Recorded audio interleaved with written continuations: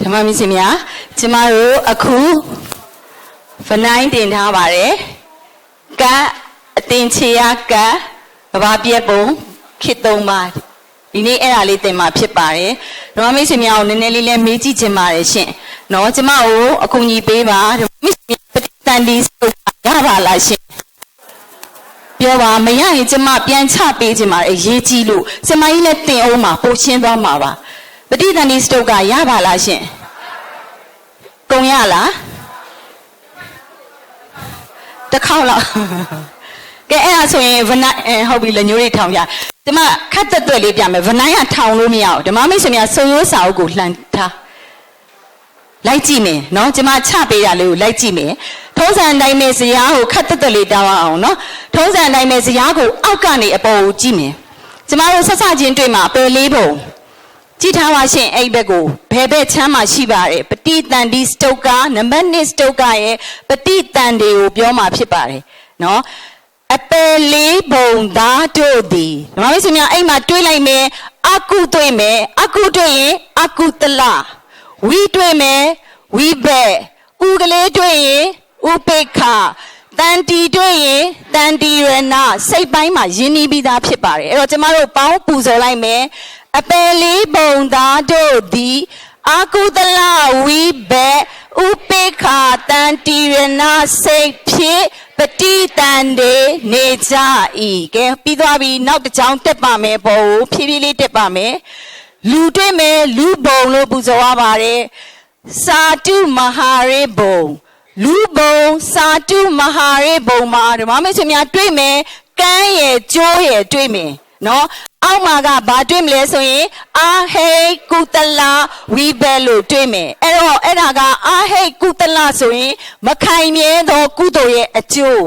အာဟိကုတလဝိဘက်ဥပိ္ခတန်တီရဏကဲကျမတို့ကကမ်းကျိုးကိုကမ်းကျိုးလို့မပူဇော်ဘူးပူဇော်လို့ကောင်းအောင်ကျိုးကမ်းနဲ့ပူဇော်မယ်လူဘုံစတုမဟာရေဘုံမှာလူကျိုးလူကမ်းနတ်ကျိုးနတ်ကန်းတို့သည်အာဟိကုတလဝိဘက်ဥပိ္ခတန်တီရဏစိတ်ဖြင့်ပဋိသန္ဓေနေကြ၏ရမယ်လားရှင်ဒါဆိုရင်ကျမတို့ကာမတုဂတိ9ဘုံကိုတက်ပါမယ်ရှင်ကာမတုဂတိ9ဘုံမှာကာမတုဂတိ9ဘုံမှားလေးကိုထည့်ပေးရမယ်လူကောင်းနတ်ကောင်းလူချိုးလူကန်းပြီးသွားတော့လူကောင်းနတ်ကောင်းလေးကိုဖြည့်ရရမယ်ကျမတို့ဓမ္မမိတ်ဆွေတို့ပေါ့လူကောင်းနတ်ကောင်းဆိုတာလူကောင်းတွေပေါ့ကျမတို့ကဟုတ်တယ်နော်ကျိုးကန်းတွေကပြီးသွားပြီဆိုတော့လူကောင်းတွေရဲ့ဒါပဋိသန္ဓေစိတ်ကျမတို့ရဲ့ပဋိသန္ဓေစိတ်ဖြစ်ပါတယ်ကာမတုဂတိ9ဘုံမှလူကောင်းနတ်ကောင်းတို့သည်ဟာဝိပဿနာ8ပါးဖြင့်ပဋိသန္ဓေနေကြ၏ရမယ်လားရှင်ရပါတယ်နော်အဲ့ဒါဆိုရင်ကာမ7ဘုံပြီးသွားပြီကာမ7ဘုံပြီးသွားရင်ကျမတို့ကအပေါ်တက်မယ်ဗြဟ္မဘုံ20ပထမဇန်3ဘုံသားတို့သည်ပထမဇန်ဝိပဿနာဖြင့်ပဋိသန္ဓေနေကြ၏နောက်တစ်ချောင်းလေးနည်းနည်းလေးဂရုစိုက်ပေးပါကျမပူဇော်ပြပါမယ်ဒုတိယဇန်3ဘုံသားတို့သည်ဒုတိယဇန်ဝိပဿနာတတိယဇန်ဝိဘက်စိတ်ဖြစ်ပဋိသန္ဓေနေကြ၏ပေါင်းပြီးပူဇော်လိုက်မယ်ဒုတိယဇန်3ဘုံသားတို့သည်ဒုတိယဇန်ဝိဘက်ပဋိသန္ဓေနေကြ၏ဟုတ်ပြီတတိယဇန်3ဘုံသားတို့သည်သဒုဋ္ဌဇံဝိပဿနာဖြင့်ပဋိသန္ဓေနေကြဓမ္မမိတ်ဆွေများကျမမျက်နှာကိုမကြည့်နဲ့ဆိုရိုးစာအုပ်ကိုကြည့်ထားဗနိုင်းကထောင်ထားတာမဟုတ်ဘူးအလွတ်ရနေလားတော့မသိပါဘူးเนาะဒါနဲ့မရောက်ဆိုလက်ညိုးတွေထောင်ကြတာလေအဲ့ကျမပြန်ချပေးနေတာเนาะဗနိုင်းကထောင်လို့မရလို့ဟုတ်ပြီကဲကြည့်မယ်တတိယဇန်3ဘုံသားတို့သည်ဒုဋ္ဌဇံဝိပဿနာဖြင့်ပဋိသန္ဓေနေကြ၏ပြီးတော့ကျမတို့သဒုဋ္ဌ9ဘုံကိုတက်မယ်သဒုဋ္ဌ ဆန်ခုနှစ်ပုံတက်မယ်ဆိုတော့စတွေ့ရမှာကဝေဟဖို့ဘုံနဲ့အတေညတ်တဘုံဝေဟဖို့ဘုံကိုအသာလေးထားထားမယ်ဒီဘက်မှာကြည့်လိုက်မယ်အတေညတ်ကိုတွေ့လားအတေညတ်ကိုတွေ့မယ်ဆိုရင်အတေညတ်တဘုံသားနော်အဲ့ဒီမှာအောက်မှာကြည့်ပါဇီဝိတနဝကဓမ္မမိတ်ဆွေများဖြည့်ရေးရမှာကလတ်လို့ဖြည့်ရေးပေးရမယ်ကာကြီး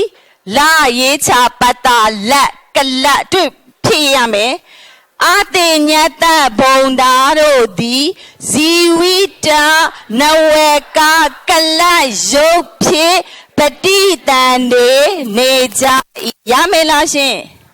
ရမယ်နော်ကဲအဲ့ဒါဆိုရင်သရုပ်ထဆန်9ဘုံမှာ6ဘုံကျန်ပါတယ်ဝေဟဖို့ဘုံနှင့်သုတ်တာဝါတာ9ဘုံသာပင်စမဇံဝိဘစိတ်ဖြင့်ပฏิတန်နေနေကြရမယ်လားရှင်ရပြီအဲ့ဒါဆိုရင်အရူပ၄ဘုံကလွယ်သွားပါပြီသူ့ဘုံနဲ့သူ့ဝိဘစိတ်ပဲတူတူပူဇော်ကြည့်အောင်ပါရှင်ယေရဏဘုံသားတို့သည်နိစာယေရဏ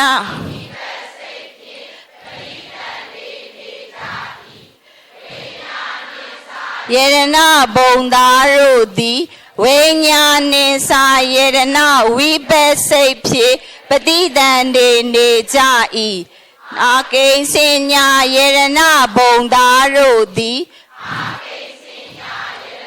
ဝိပဿစိတ်ဖြင့်ပฏิတန်နေကြ၏နေဝတေညာနာတေညာယေရဏဘုံသားတို့သည်နေဝတေညာနာတေညာယေရဏဝိပဿစိတ်ဖြင့်ပฏิတန်နေကြ၏ဒါမိတ်ဆွေများအားလုံးရပြီဆိုမှရဲ့ရပါပြီနော်အဲ့တော့အိမ်ကြရင်ပြန်လေးလာဆရာမကြီးလည်းသင်ပါအောင်မယ်အခုကျမတက်မှာကအခုဥစ္စာကကတ်လေးပါဒါမိတ်ဆွေများဗနိုင်ကိုကြည့်ပေးပါအာယုကအန္တရကအတင်ချေယကမဟာကဘောင်းကလေးပါပူဇော်ပေးပါအောင်ရှင်အာယုကအန္တရကအတင်ချေယကမဟာကဘောင်းကလေးပါတချမ်းလည်းနားထောင်ပေးပါအောင်စေနေတမ်းမအတင်ချေရမ်းမစေနေတမ်းသည်အာယုကမြည်ဤပူဇော်ပေးပါအောင်ရှင်တင်ချေမစေနေတန်သည်အာယုကမြည်ဤနားထောင်ပေးပါအောင်တေကဆုတ်ကနှစ်ပါးသည်အန္တရကမြည်ဤ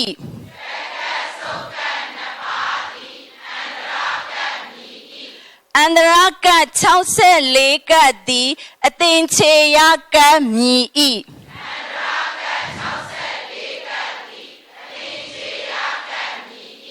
အသင်ချေယက4ကသည်မဟာကမဟာကဘာမြည်ဤ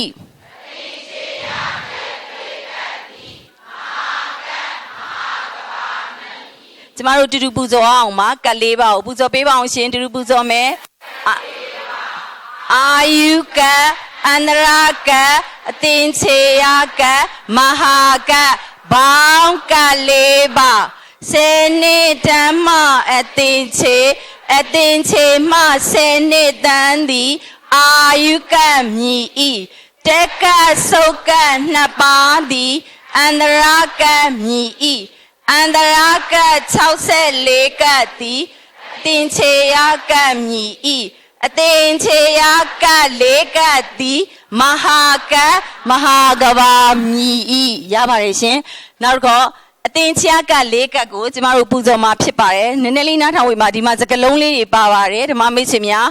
တန်ဝတ္တက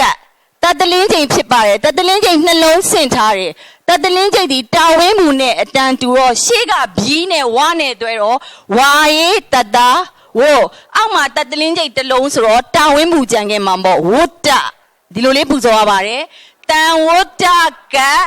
တန်ဝတ္တထာရီကဝိဝတ္တကဝိဝတ္တထာရီကဘောင်းအသင်ချေယက4ကဓမ္မမိတ်ဆွေများပူဇော်ပေးပါအောင်ရှင်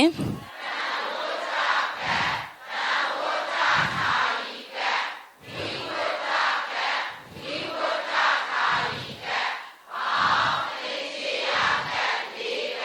ကဘာပြည့်စဲသည်တန်ဝတ္တကပ်မြည်ဤ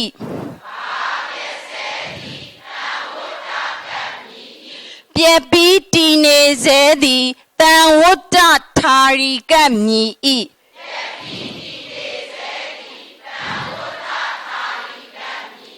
ကဘာဖြစ်စေသည်ဝိဝတ္တကပ်မြည်ဤ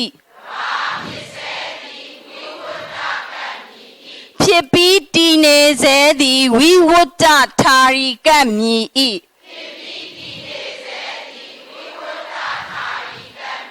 ဓမ္မမိတ်ဆွေများသင်္ချာကပ်၄ကပ်ကိုတူတူပူဇော်ကြည့်အောင်ပါရှင်တန်ဝတ္တ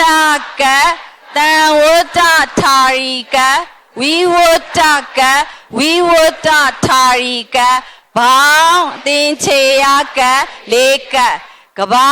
ပြည့်စဲသည်ပြည့်ပြီးတည်နေစေသည်တန်ဝတ္တထာရီကပ်မြည်ဤကဘာဖြစ်စေသည်ဝိဝတ္တကပ်မြည်ဤဖြစ်ပြီးတည်နေစေသည်ဝိဝတ္တထာရီကပ်မြည်ဤကျမတို့နောက်ဇယားတစ်ခုစဉ်ပါမယ်ကဘာပြက်ပုံဒါလေးတစ်ချက်ကြည့်ပေးမယ်ကဘာပြက်ပုံမှာမီးရယ်ရေရယ်လေရယ်ရှိပါတယ်ရှင်မီးရယ်ရေရယ်လေရယ်မှာမီးနဲ့ဖြစ်တာ9ကြိမ်မှာ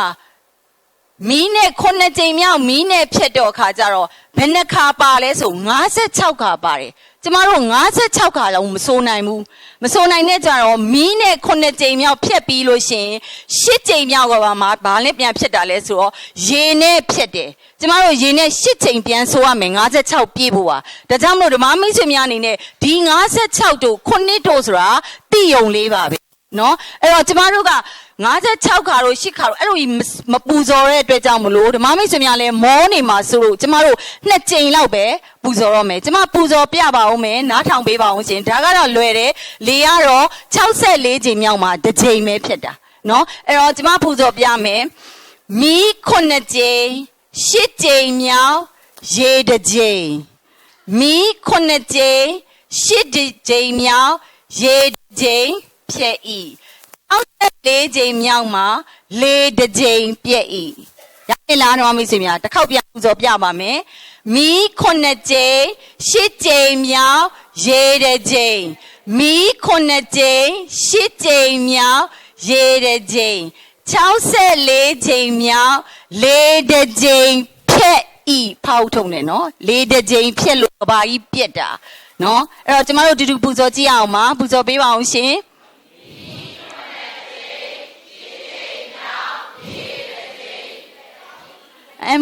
မဟုတ်ဘူးလေမီး9ကြိမ်10ကြိမ်မြောက်ရေ1ကြိမ်မီး9ကြိမ်10ကြိမ်မြောက်ရေ1ကြိမ်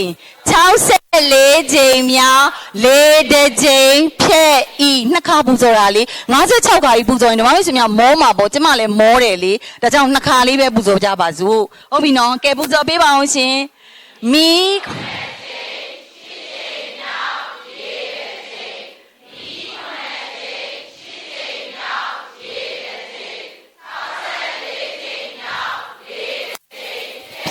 ဟုတ်ပါပြီကဲမီးနဲ့ဖြစ်လိုက်တဲ့အခါကျတော့ဘယ်ဘုံပြက်လဲဆိုရင်မီးဖြစ်သောအခါဖောက်ထုံးနဲ့ဖြစ်တာနော်မီးဖြစ်သောအခါသူ့ရဲ့တဏ္ဍန်လေးကိုကြည့်မယ်ပတွေ့ရင်ပထမဇန်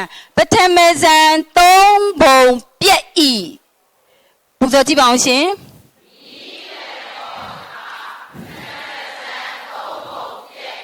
ပြက်မုံတော့မီးနဲ့ဖြတ်တာဖြတ်ပြီးမှအဲ့ဒီဘုံပြက်တာဓမ္မမိတ်ဆွေမီးဖြတ်ပြီးပြက်ကိုယ့်ကိုဖြတ်တာနော်မဖြတ်နဲ့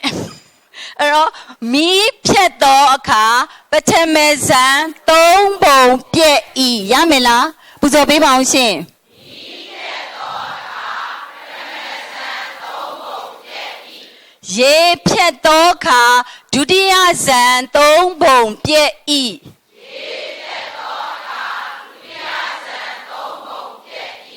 လေဖြတ်သောအခါတတိယဇန်3ဘုံပြည့်ဤ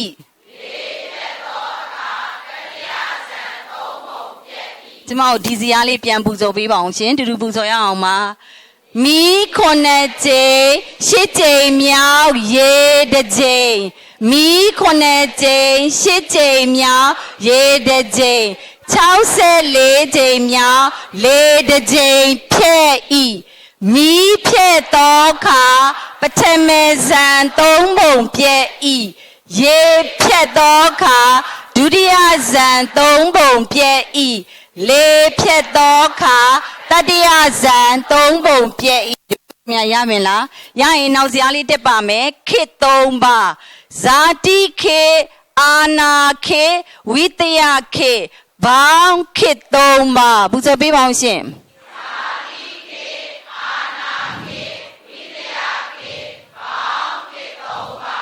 စัจ java လာတတောင်းသည်ဇာတိခေတ်မြည်ဤ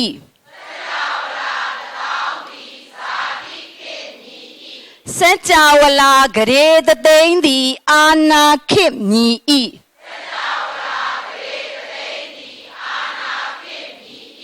စัจ java လာအသင်္ချေအနန္တသည်ဝိတယခေတ်မြည်ဤ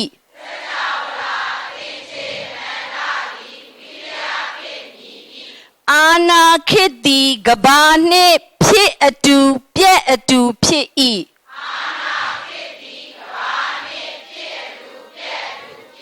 မမင်းစင်များအဲ့ဒီခေတ်3ပါးလေးတူတူပူဇော်ရအောင်ပါ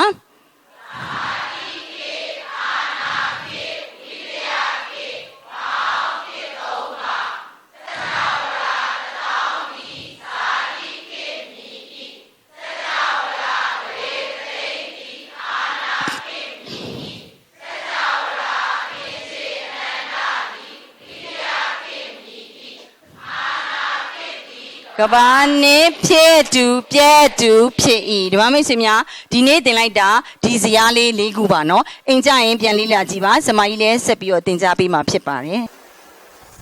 ရပြီလားရပြီလားကျမတို့မနေ့တော့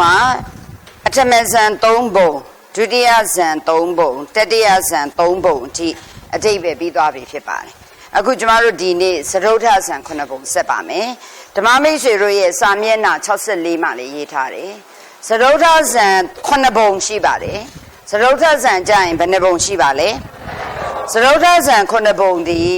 ဝေဟဖို့နဲ့အတိညာတက်ကတွဲရဲ့ဇယားမှာကြည့်တွဲရဲ့2ပုံတွဲပဲရှိတယ်သူ့ရဲ့အပေါ်မှာသုဒ္ဓဝါဒ9ပုံဒီတထစီတီရှိသွားတယ်အဲ့ဒါလေးမှတ်မိရနော်ဒါကြောင့်ကျမတို့ဘုံမိုင်းဆရာကြီးကကျေးဇူးတော်ရှင်မူလပဋ္ဌာန်းဆရာတော်ဘုရားကြီးက32ပုံရဲ့ဖွဲ့တင်နေပုံကိုကျေးဇူးတော်ရှင်မြတ်စွာဘုရားဟောထားတော်မူတဲ့အတိုင်းလွယ်ကူအောင်ဇယားပုံစံဆွဲပေးထားတာအဲ့ဒါကိုမျက်စိထဲမှာဆွဲပြီးတော့မှတ်မိနေမယ်ဆိုရင်လွယ်သွားပြီဓမ္မမိတ်ဆွေတို့ဒါတကယ်တည်ရှိနေတာစိတ်ကူးရင်ဆွဲထားတဲ့ဇယားမဟုတ်ဘူးအဲ့တော့ဒါကိုဓမ္မမိတ်ဆွေတို့တကယ်နားလည်သွားပြီဆိုရင်ဘလောက်မှတ်မိတယ်လဲဆိုတာကိုစာမေးပွဲမှာပုစကဆရာတော်တွေက32ပုံဖွဲ့စည်းတည်ဆောက်တဲ့နေရာမှာတပုံညင်းတည်ရှိတဲ့ဘုံ2ပုံတွဲတည်ရှိတဲ့ဘုံ3ပုံတွဲတည်ရှိတဲ့ဘုံ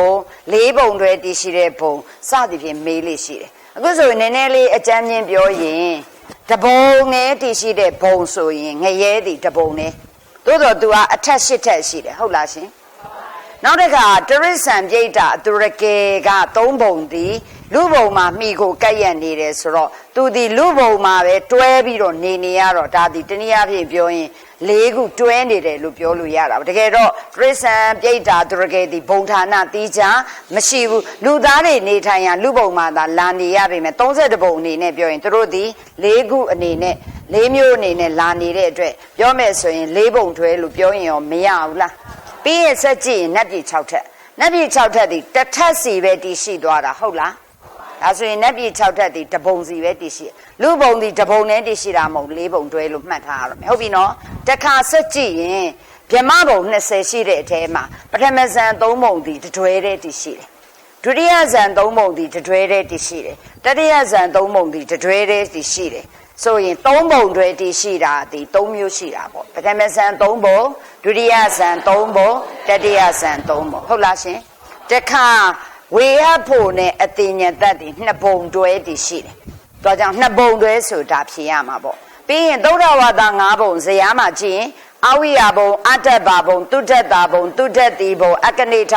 နာမည်နေနဲ့ကသုဒ္ဓဝါဒ9ပုံလို့ဆိုပေမဲ့9ပုံတွဲရဲ့ကြီးမဟုတ်တစ်ထပ်စီတည်ရှိတဲ့အတွက်တပုံညင်းပဲဖြေရမှာပေါ့ဟုတ်လားညင်းတယ်နော်တခါ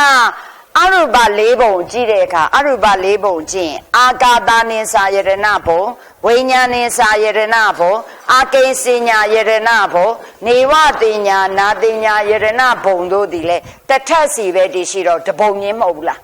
အဲ့တော့ဓမ္မမိတ်ဆွေတို့ဇေယျကိုကြည့်ပြီးတော့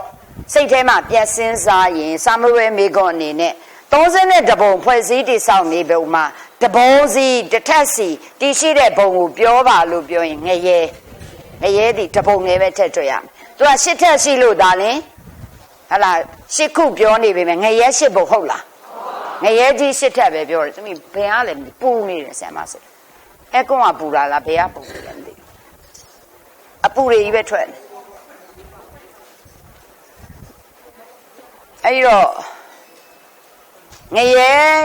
ရဲသည်တစ်ထက်ငရဲကြီးငရဲအနေနဲ့ကငရဲပုံဆိုတာတစ်မျိုးတည်းသို့တော့အထက်8ထက်ရှိလို့ဒါလင်ငရဲကြီး8ပုံတော့မရှိဘူးနေငရဲပုံဟုတ်ပြီလားဆမတ်တယ်မြအပေါ်ကများပူနေတာလားလို့ဆမတ်စီအပူတွေကြီးပဲထွက်နေဘယ်ကထွက်တာလဲမသိဘူးပြီးရင်ဟလာကျမတို့လူပုံသည်တရိစ္ဆာန်ပြိတ္တာအတုရကေနဲ့တွဲနေတာဟုတ်တယ်နော်ဒါဆိုတော့4ပုံတွဲလို့ပြောရင်ရတာပေါ့ပြီးရင်နတ်ပြည်6ထက်သည်တပုံစီဘာလို့လဲဆိုတော့ကာမတုဂရိက9ပုံဖြစ်နေတယ်သူက32လားဖြစ်နေတာအဲ့ဒါကြောင့်ဒီကျမနေရင်ထိုင်ရင်ဟိုငရဲရောက်နေအပူလိုင်းနေထွက်အဲ့တော့နတ်ပြည်တခုမဟုတ်တခုကတော့ဖြစ်ရမယ်လေနော်ကျန်တာတွေโอเคတဲ့အချိန်ဒီမှာလာဖြစ်နေတာတနည်းအားဖြင့်ပြောရင်ကလေးတွေကလည်းပြောတယ်အရှိမနေ့ပိုင်းသင်တာလည်းဘာမှမဖြစ်ဘူးနော်ဆရာမတော်ခင်များတင်ပထမဆင့်သင်လည်းဘာမှမဖြစ်ဘူးဆရာမတော်တန်းတန်းလင်ဆိုရိုးချတဲ့အချိန်မဖြစ်ဘူးကျမလာလိုက်တာနဲ့ကိုဖြစ်နေဆိုဒီသင်တန်းခန့်မှကျမသိလည်းမခံဘူးဖြစ်နေဟုတ်တယ်နော်ဟိုဓမ္မမိတ်ဆွေတို့ကလက်ခံနေကျန်တဲ့သူကလက်မခံနေတာသိလားသိတယ်နော်အေးအဲကြောင့်ဓမ္မမိတ်ဆွေတို့ကုသိုလ်ကောင်းမှုများလုပ်လို့ပြောတာအဲ့ဒါပြောတာဟုတ်လားကျန်တာတွေကလက်မခံဘူးအဲကြောင့်မိတ်ဖွဲ့နေရတယ်အဲဆိုဓမ္မမိတ်ဆွေတွေအကုန်လုံးတိသွားမှာဆိုလို့မသိအဲကြောင့်တွေ့လားအခုအလုံးအေးစေခုမှအေးရထွက်တယ်အဲကြောင့်ဝင်လာတဲ့အပူတွေပဲအဲ့တော့ကြည့်ရတာဖះမရှိခိုးတာကျမပဲဖြစ်ဖို့များတယ်နော်အဲ့တော့နတ်ပြည်ကာမတုဂရိယာ9ပုံကျွန်တော်တို့တွေ့တယ်မှန်လားနည်းနည်းစဉ်းစားနေပြောမယ်ကာမတုဂရိယာ9ပုံဆိုတော့လူပုံရင်နတ်ပြည်6ထက်လေဒါကြောင့်လူပုံသည်တပုံနဲ့လို့တော်ပြမယ်တကယ်တမ်းတည်ရှိနေပုံသည်လူပုံဒီမှာပဲတရိစ္ဆာန်ရဲ့ပြိတ္တာရဲ့အတုရကေရဲ့ပေါင်းနေတဲ့အတွက်ပြောကြမယ်ဆိုရင်4ပုံတွဲလို့ပြောလိုက်မှာပေါ့ဟုတ်လားတကယ်တမ်းပြောရင်လူပုံတပုံနဲ့ပေါ့ဒါပေမဲ့လူပုံမှာပဲတရိစ္ဆာန်ပြိတ္တာအတုရကေတို့ဒီမိကိုကဲ့ရဲ့နေပါသည်ပေါ့ဟုတ်ပြီနော်ပြီးရင်တပုံကြီးလို့မေးထားတဲ့အတွက်လူပုံထည့်ဖြေလို့မရဘူးလို့ပြောနေတာရှင်းလားလူပုံဒီတပုံနဲ့လို့ပြောလို့မရလူပုံမှာပဲလာပြီးတော့နေကြတယ်အဲ့တော့ငရဲဒီတပုံနဲ့ပဲဟုတ်လားငရဲနဲ့ဘယ်သူတွဲလဲသို့တော့ तू ကအဲ့ဒီငရဲပုံက तू ကအထက်နဲ့နေတာပေါ့ကျွန်တော်တို့တိုက်ခန်းနဲ့နေတယ်လို့ပေါ့နော်ကွန်ဒိုနေမှာပေါ့ဟုတ်ပြီနော်ငရဲတွေကအစစ်မြင့်နဲ့ကွန်ဒိုဟုတ်တယ်လားအဲ့လိုတွေးလိုက်ရင်ငရဲဒီတပုံနဲ့ပဲပြီးရင်နတ်ပြည်6ထက်လဲဘာလို့ငရဲဒီတပုံနဲ့တည်ရှိတယ်လို့မေးရင်စာမွေးမေးခွန်းဒီမမေးဆွေတို့လည်းပဲတော့မမေးပါဘူးမေးရလို့ရှင်ငရဲကြီး8ထက်တစ်ထက်နဲ့တစ်ထက်အကြားသည်၎င်းတင်စိုးငရဲနှင့်လူပုံအကြားသည်၎င်းယူဇနာ15000စီကွာဝေးဤလို့ပြောတဲ့အတွက်ငရဲကြီး8ထက်သည်တစ်ထက်ပဲတပုံနဲ့ပဲတစ်ထက်နဲ့တစ်ထက်ဒီရှိတာပဲ8ထက်ရှိတာပြီးရင်လူပုံနဲ့စတုမဟာရိဘုံကြားသည်၎င်းနတ်ပြည်6ထက်တစ်ထက်နဲ့တစ်ထက်အကြားသည်၎င်းယူဇနာ4200စီကွာဝေးဒါတွေကဆိုရိုးဆိုတာအဲ့ဒါပြောတာဆိုရိုးကဇယားကိုကြည့်ပြီးဆိုတန်းအောင်ဆရာမတွေကသင်တယ်အဲ့ဒါပဲကြည့်ရမှာလေမှတ်မိအောင်ကြိုးစားရမယ်ဒါကြောင့်တစ်ခါဆိုတစ်ခါမှတ်မိနှစ်ခါဆိုဒီစာတွေကသိစိမ့်တာကိုခုမှတွေ့တယ်ဆိုတော့ဓမ္မမိတ်ဆွေများမှာခက်ရှာမှာပေါ့ဒါပေမဲ့စိတ်မပြတ်သွားနဲ့နည်းနည်းလေးတီးခံပြီးတော့ကျမတို့အပါတွဲခေါ်သွားမယ်ဓမ္မမိတ်ဆွေတို့ဒဇင်မာတိအတွဲခေါ်မှာနော်ကျောင်းသားမပြတ်နဲ့ဒီနှစ်မှာကိုတက်တဲ့အတန်းကတက်ကိုတက်စေရမယ် တာဝန်ယူတယ်ခုချိန်တော့တလုံးမအောင်မတက်ဘူးဟုတ်တယ်လေခုမှသင်္ဃာစာဘလို့တက်မှာလဲနော်တဖြည်းဖြည်းနဲ့နားရည်ဝလောင်တိတ်ခက်တဲ့စလုံးတွေပါပါတယ်ဘာလို့ဆိုပါဠိစကားလုံးတွေဒါလည်းကြောက်စရာမဟုတ်ကျွန်တော်တို့ကပါဠိပေါင်းပြီးဖတ်နေပါသင်ပေးမှာအိမ်မှာစာမကျက်နိုင်ဘူးကိစ္စမရှိအတန်းထဲမှာရအောင်ကျက်ပေးမယ်နော်ဘလောက်ထိတော်ထားလဲဟုတ်လားနော်အဲ့ဒါဆိုရင်ကျွန်တော်တို့အတူတူကျက်ရင်းနဲ့ပဲမှတ်မိသွားမယ်ဒါကြောင့်ဆရာမတွေကဆိုရို့တစ်ချိန်ဆိုပါအောင်နောက်တစ်ချိန်ဆိုပါအောင်ဆိုစိတ်မပြည့်နဲ့နော်ဓမ္မမိတ်ဆွေများဆိုတာဆိုအဲ့ဒါစာကျက်တာအိမ်မှာအော်ပြီးတော့တယောက်ချက်ချက်အဖွာဘာတွေဆိုနေလဲဖြစ်နေမယ်ဟုတ်တယ်လားအဖိုးဘာတွေအော်နေလဲဖြစ်မယ်အဲ့တော့ဒီမှာအော်ပါအော်နော်အိမ်မှာငယ်မှုပြန်တာဘလောက်ကောင်းထားလဲနော်တခြားနေရတခြားအတန်းမှာသွားတက်လို့တော့ဟလာမူလာတန်းသွားတက်လို့ရမလားဒီချိန်မူလာတန်းသွားတက်လို့ရမလားလို့အဲ့လေမူလာတန်းအော်လို့သွားပြီးအတန်းတက်လို့ဒီအရွယ်ဘယ်သူလက်ခံမှာလဲနော်အလဲတန်းဆိုလဲနည်းနည်းအော်လို့ရသေးတယ်လက်ခံမှာလားနော်ဓမ္မမိတ်ဆွေတို့လက်ခံမဲ့အကြောင်းမှမရှိတော့တာဒီမှာပဲလက်ခံနေတာဟုတ်တယ်လားတနည်းအားဖြင့်ပြောမယ်ဆိုရင်ဘိုးဘွားရိတ်တာအကျိုးချောင်းလို့လည်းပြောလို့ရအဲ့တော့ဒီမှာအော်တာအော်ကျမ်းမာရေးကောင်းလားမကောင်းလားအေးလေတခြားအော်ရတဲ့သူတချို့ဆိုစိတ်တွေထွက်ပေါက်တွေပင်မနေရင်လေပင်လေကန်းသားတော့အော်ရတဲ့သူရှိသေးတယ်ဟုတ်လားတချို့ဆိုရင်ရံဝင်အိုးကိုပါဇက်တိတ်ပြီးတော့အော်ရတာမရှိဘူးလားအခုဒီမှာမိတ်ဆိုတော့ထွက်ပေါက်ကဒီမှာပေါက်ထက်ပလိုက်စမ်းပါနော်ဆိုချိန်ကြရင်ဩသာဩဟုတ်လားတစ်ခေါက်ဩတစ်ခါမှတ်မိတယ်အားပေးတာပါစိတ်မမြဲနဲ့နော်အဲ့တော့နတ်ပြည်6ထက်တစ်ထက်နဲ့တစ်ထက်အကြားသည်၎င်းသုမာရိဘုံနဲ့လူဘုံကြားသည်၎င်းယူဇနာ4200စီကွာဝေးတယ်ဆိုကြောင့်သူလည်းတစ်ထက်ချင်းတည်ရှိတာပေါ့ပြီးရင်ပရဏိမိတဝတ္တဝတိဘုံနဲ့ပထမဇန်3ဘုံအကြားသည်၎င်းဟုတ်လားဟုတ်ရဲ့လားဗြဟ္မဘုံ20တစ်ထက်နဲ့တစ်ထက်အကြားသည်၎င်းယူဇနာ9သန်း5သိန်း8000စီကွာဝေးတယ်လို့ပြောတဲ့အတွက်ကျမတို့စာသင်သားဘဝလည်းကြက်ခဲ့ရတာပဲလေဓမ္မမိတ်ဆွေတို့လူကြက်ခဲ့ရတာဆိုတော့အခုဆရာမဖြစ်တော့ခက်တီအော်နေနိုင်တာပေါ့နော်ဆရာမတွေတော်လိုက်တာမဟုတ်ကျမတို့လည်းကြက်ခဲ့ရတာပဲနော်အဲ့တော့ဓမ္မမိတ်ဆွေတို့လည်းကြက်တာကြက်နော်ကြက်မကိုရမှာဘာပြောတာလဲအေးကျက်မကိုရပါကျက်မကိုရပါကျက်မကိုရပါဟုတ်လားနော်ကျက်ဖပြောတာမဟုတ်နော်ကျက်မကိုရမှာနော်မကျက်ရင်မရဘူးပေါ့ဒါကြောင့်ကိုယ်နှုတ်မှာဆိုရင်ခုဆိုရင်အရင်နဲ့ဆိုင်ပါဠိစကားလုံးအများကြီးကအတန်းလိုက်ကြီးထွက်မနေဘူးလားအရင်ဆိုမထွက်ရဲဘူးဟုတ်တာအခုဆိုတော်မထွက်နေဘူးလားလာတော့မယ်အခုထွက်နည်းတွေတာတော့မယ်အဲ့တော့ဒီနေရာမှာပထမဇန်က3ပုံဒုတိယဇန်က3ပုံတတိယဇန်က3ပုံသရုတ်ထဇန်က9ပုံမှာပထမဇန်3ပုံမှာဗြဟ္မပါရိသစ္စာဘုဗြဟ္မဒုတိယဇန်3ပုံမှာပရိတ္တာဘာဘုအဲ့ဒီနေရာဘာအုပ်စုပထမဇန်3ပုံကဗျာအုပ်စုမှတ်ထားဗြဟ္မပြန်သွားတာဒုတိယဇန်3ပုံကဘာအုပ်စုပရိတ္တာဘာဘုအပ္ပမာနာဘာဘုအာဘတရာဘုသူကတော့မပါဘူးဘတ်တယ်ဘုဒါပေမဲ့ဘာကုန်းအုပ်စုဘုဟုတ်လားနောက်ခါကျတော့သူဘနဲ့သွားမှာသူဘာဘုပရိတ္တာသူဘာဘု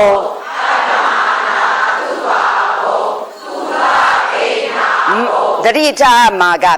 ဗြဟ္မာမင်းကြီးတွေနေတဲ့ဟာကြရင်သူတို့လိုလက်အောက်ငယ်သားနဲ့မတူဗြဟ္မပါရိသစ္စာဗြဟ္မပရောဟိတဗြဟ္မာမင်းကြတော့မဟာဗြဟ္မာဟော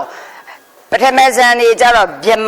မာရှေ့သွားတယ်မဟာဗြဟ္မာကြတော့ဗြဟ္မာနောက်သွားတယ်ဟုတ်လားပြီးရင်ဘာအုပ်စုပြောရင်ပရိတ္တာဘာအပ္ပမာနာဘာသူကြတော့အာဘတ်တရာမတူဟုတ်ပြီနော်သူ့ဘာကိစ္စပြောရင်ပရိတ္တာသူ့ဘာသူ့ဖယ်ပြီးတော့ဟိုဝဲဖွင့်လိုက်တော့ဒီအရက်တော်တော်ပူနေတယ်ပရိတ္တာသူ့ဘာဘောဒါမှပန်ကာဖွင့်လိုက်ဟုတ်ပြီနော်ဒါကြတော့သူ့ဘာဟုတ်လားပရိတ္တာသူ့ဘာအနောက်အပ္ပမာနာသူ့ဘာနောက်သူ့ဘာကိနာဆိုသူ့ဘာအရှိကိုသွားတယ်ဟုတ်ပြီနော်မှတ်မိပြီလားအဲ့လိုလေးမှတ်လိုက်ရင်လွယ်တာပေါ့ကျမတို့ကလည်းချက်တာဒီတိုင်းမျက်စိနဲ့ကြည့်လို့မရအောင်စလုံးလေးလိုက်ရေးပြီးကြည့်ရတယ်နော်ကျမတို့တုန်းကဆိုရင်ကျမတို့ခေတ်တုန်းကစာရွက်အရန်ရှားတယ်နော်ကျမတို့စာနယ်ဇင်းတွေ လုံးမဲ့ဆိုရင်ရွှေစက်ကူဆိုတာရွှေနဲ့ဝယ်ရတာမြန်မာနိုင်ငံကနော်သူများနိုင်ငံကနေရွှေနဲ့ဝယ်ရတာဖြစ်တဲ့အတွက်ကြောင့်ကျမတို့စာနယ်ဇင်းတွေကစက်ကူစာအုပ်တွေကိုသူ့ရဲ့ limit ခွဲတန်းအရာရကြတာအဲ့ဒါကြောင့်အပြင်မှာဗလာစာအုပ်လည်းတိတ်မရှိဘူးအဲ့တော့ကျမတို့တုန်းကဘာနဲ့ကြက်ရဆိုကြောက်တယ်မုံကြောက်တယ်နဲ့ကြက်ခဲ့ရတာ89ခု1989ကကျမတို့စာသင်သားဘဝ1989ကဗိဓမာပထမဆင့်1980မှာဒုနဲ့တကျမတို့ဒါရိုးရိုးတန်း1981မှာအဘိဓမ္မာ3ဆင့်ပေါင်းကျမတို့တုန်းကတီးသန့်တန်းဆိုတီးကြစစ်နှစ်ချင်း3ဆင့်ရတီးကြဖြေရတာအဲ့ဒီတီးသန့်တန်းပြီးတဲ့အခါကျမတို့နှစ်ပြီးနောက်ဆုံးတစ်နှစ်ပြီးဆရာမင်းတင်မုံတို့နှစ်ဆရာမင်းတင်မုံတို့နှစ်လဲပြီးတော့အဘိဓမ္မာတီးသန့်တန်းမရှိတော့ကျမတို့ဒီကျမပြီးဆရာမင်းတင်မုံတို့ဒီဒုတိယပဲအဲ့တော့ဆိုလိုနေတာအဘိဓမ္မာတီးသန့်တန်းဒီနှစ်ချင်း3ဆင့်ဖြေရတာအဲ့ဒီလိုပုံစံနဲ့သွားရတာဆိုတော့ကျမတို့တွေခေတ်တုန်းကကြောက်တယ်မုံကြောက်တယ်အားကိုရတယ်နောက်ကျမတို့ဆရာပြန်ဖြစ်ပြီးတော့ပြန်တင်တဲ့အချိန်မှာလဲစက်ကူရှားတော့မယ်အဲ့တော့ကျမရဲ့ဓမ္မမိတ်ဆွေတွေကြားရင်ပြက်ကလေးနေရဲ့နောက်ကျောရေးရတယ်ဒါကြောင့်ဓမ္မမိတ်ဆွေတို့ခေတ်ကအကုန်ပေါ်နေပြီလေဟုတ်ပြီနော်အဲ့တော့သားတွေသမီးတွေညီးတွေပေါ့အဓိကသူတို့အတန်းတွေအောင်သွားပြီးအနောက်မှာဗလာစာရွက်အလွတ်တွေမရှိဘူးလားအဲ့ဒါတွေရေးချက်ပြက်ကလေးနေနောက်ကျောရေးချက်ဘယ်ဟာမဆိုအလဲအသက်မလွတ်ပြည့်နဲ့ဟုတ်တယ်လားအရင်တော့ကပိတ်တာချိန်နဲ့စာရွက်ကိုရောင်းစားရင်ဈေးကောင်းတယ်အခုမရကောင်းတော့မကောင်းမဲ့အတူတူအဲ့လိုသုံးရင် recycle လည်းဖြစ်တယ် reuse လည်းဖြစ်တယ်ဟုတ်လားအဲ့လိုမျိုးပုံစံနဲ့ကျမတို့စူးစမ်းရလားမရစလုံးရေးချက်လို့ပြောနေတာဒါကြောင့်ကျမရေးနေတယ်နော်မျက်စိနဲ့ဒီလိုကြည့်လို့ဘယ်မှတ်မိပါမလဲဓမ္မမိတ်ဆွေများနော်အင်္ဂလိပ်စာသင်တယ်လို့ပေါ့အင်္ဂလိပ်စာသင်ရင်သူ့ရဲ့အင်္ဂလိပ်စာ vocabulary တွေ meaning တွေကြည့်ရင်စလုံးပေါင်းရေးရတယ်မဟုတ်ဘူးလား spelling လို့လားမလို့လားအခုပါဠိမှာလဲ spelling လို့တယ်နော်ဓမ္မမိတ်ဆွေများစလုံးပေါင်းလို့တယ်ဒါဆိုရင်စတုထဇံက9ပုံစတုထဇံ9ပုံကဝေဟဖို့နဲ့အတိညတကတတွဲတယ်ဆိုတော့ဝေဟဖို့ဆိုတာဘာလဲလို့ဒါလေးဒီနေ့စကြည့်ဝေဟဖို့ဆိုတဲ့စကားလုံးသည်ပါဠိအနေနဲ့ပြောရင်ဝေဟဖို့ဆိုတာသည်ဝေဟဖလဆိုတဲ့ပါဠိရလာဝေဟဖလ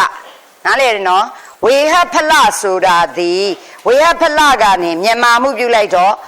အဲ့ဒီဖလပေါ်မှာဘာလာလဲဒီမှာတွေ့လားနှလုံးစစ်မှလား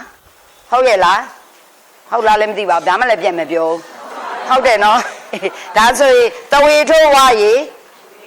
ဒီမှာနှလုံးစစ်ရဒီမှာမဟုတ်လားဟာရေပတ္တာဖောက်ထုတ်ရေလာရေလဝေဟဖလဝေဟဖလကိုမြန်မာမှုပြုလိုက်တဲ့အခါကျတော့ဒီပေါ်မှာလုံရည်တွေတင်မယ်ဒီမှာတစ်ချောင်းငင်ထည့်မယ်ဒီမှာလက်ထည့်လိုက်တော့ဒီပုံစံဖြစ်မလာဘူးလားဝေဟဖို့ရေးဘယ်လိုရေးရလဲဒီပုံစံရေးရတယ်ဟုတ်ရဲ့လားဒါဆိုရင်ကျွန်တော်တို့ပြောရင်တဝေထိုးဝါရေဝေဟာရေပတ်စောက်တဲ့ဟာဘောဟာရေပတ်စောက်တဲ့ဖောက်ထုတ်လုံးတွေတစ်ချောင်းငင်လက်တကဖို့ဘာလို့ဖို့ရေးတဲ့အခါမှာဖောက်ထုတ်လုံးတွေတစ်ချောင်းငင်လက်တနဲ့လောက်ရတာလဲဆိုဖလကလာထားလို့ရှင်းလားဒါကြောင့်ဝေဟဖလကလာလို့ဝေဟဖို့ကိုရေးဖို့ခြင်းတိုင်းဖို့လို့မရဘဲနဲ့လက်တနဲ့ဖို့ရတယ်ရှင့်နားလေလားဝေဟဖလဆိုတာဘာလဲဝေဟဖို့ဆိုတာဘာလဲလို့သိကြရင်ဝေဟဖလဆိုတဲ့ပါဠိကိုကျမတို့ကကြည့်ရင်ပါဠိကိုယူလိုက်တဲ့အခါဝေဟဖလဆိုတာဝေဟအပေါင်းဖလဒါစာမွတ်အတွက်မဆိုင်သိအောင်ဝေဟအပေါင်းဖလဆိုတာဖလဆိုတာအကျိုးဖလဆိုတာအကျိုးဓမ္မမိတ်ဆွေတို့အခုစိတ်ပိုင်းစတင်ရတယ် message ရှိတယ်လို့ဖိုစိတ်ကောမရှိဘူးလားဖိုစိတ်ဆိုတာ message ရဲ့အကျိုးလေဖိုဆိုတာဖလနေသွားတာလေမက်ဆိုတာမက်ကနေသွားတာလေမက်ကနေမက်ဖလကနေဖိုဒါကြောင့် message ရှိတယ်လို့ဖိုစိတ်ကောမရှိဘူးလားဒါကြောင့် message ဆိုတာလောကုတ္တရာကုသိုလ်ဆိုရင်ဖိုစိတ်ဆိုတာလောကုတ္တရာဝိဘေမှတ်မိရနော်ဒါကြောင့်ဖလဆိုတာကနေဖိုလို့ဖြစ်လာအဲ့ဒီဖိုဒီဖလကလာတဲ့အတွက်ကြောင့်ဖလရဲ့အဓိပ္ပာယ်ကဘာလဲအကျိုးဒါဆိုရင်ဝေဟရဲ့အဓိပ္ပာယ်ကကြီးမားတယ်ကျယ်ပြန့်တယ်ဒါဆိုရင်ဝေဟ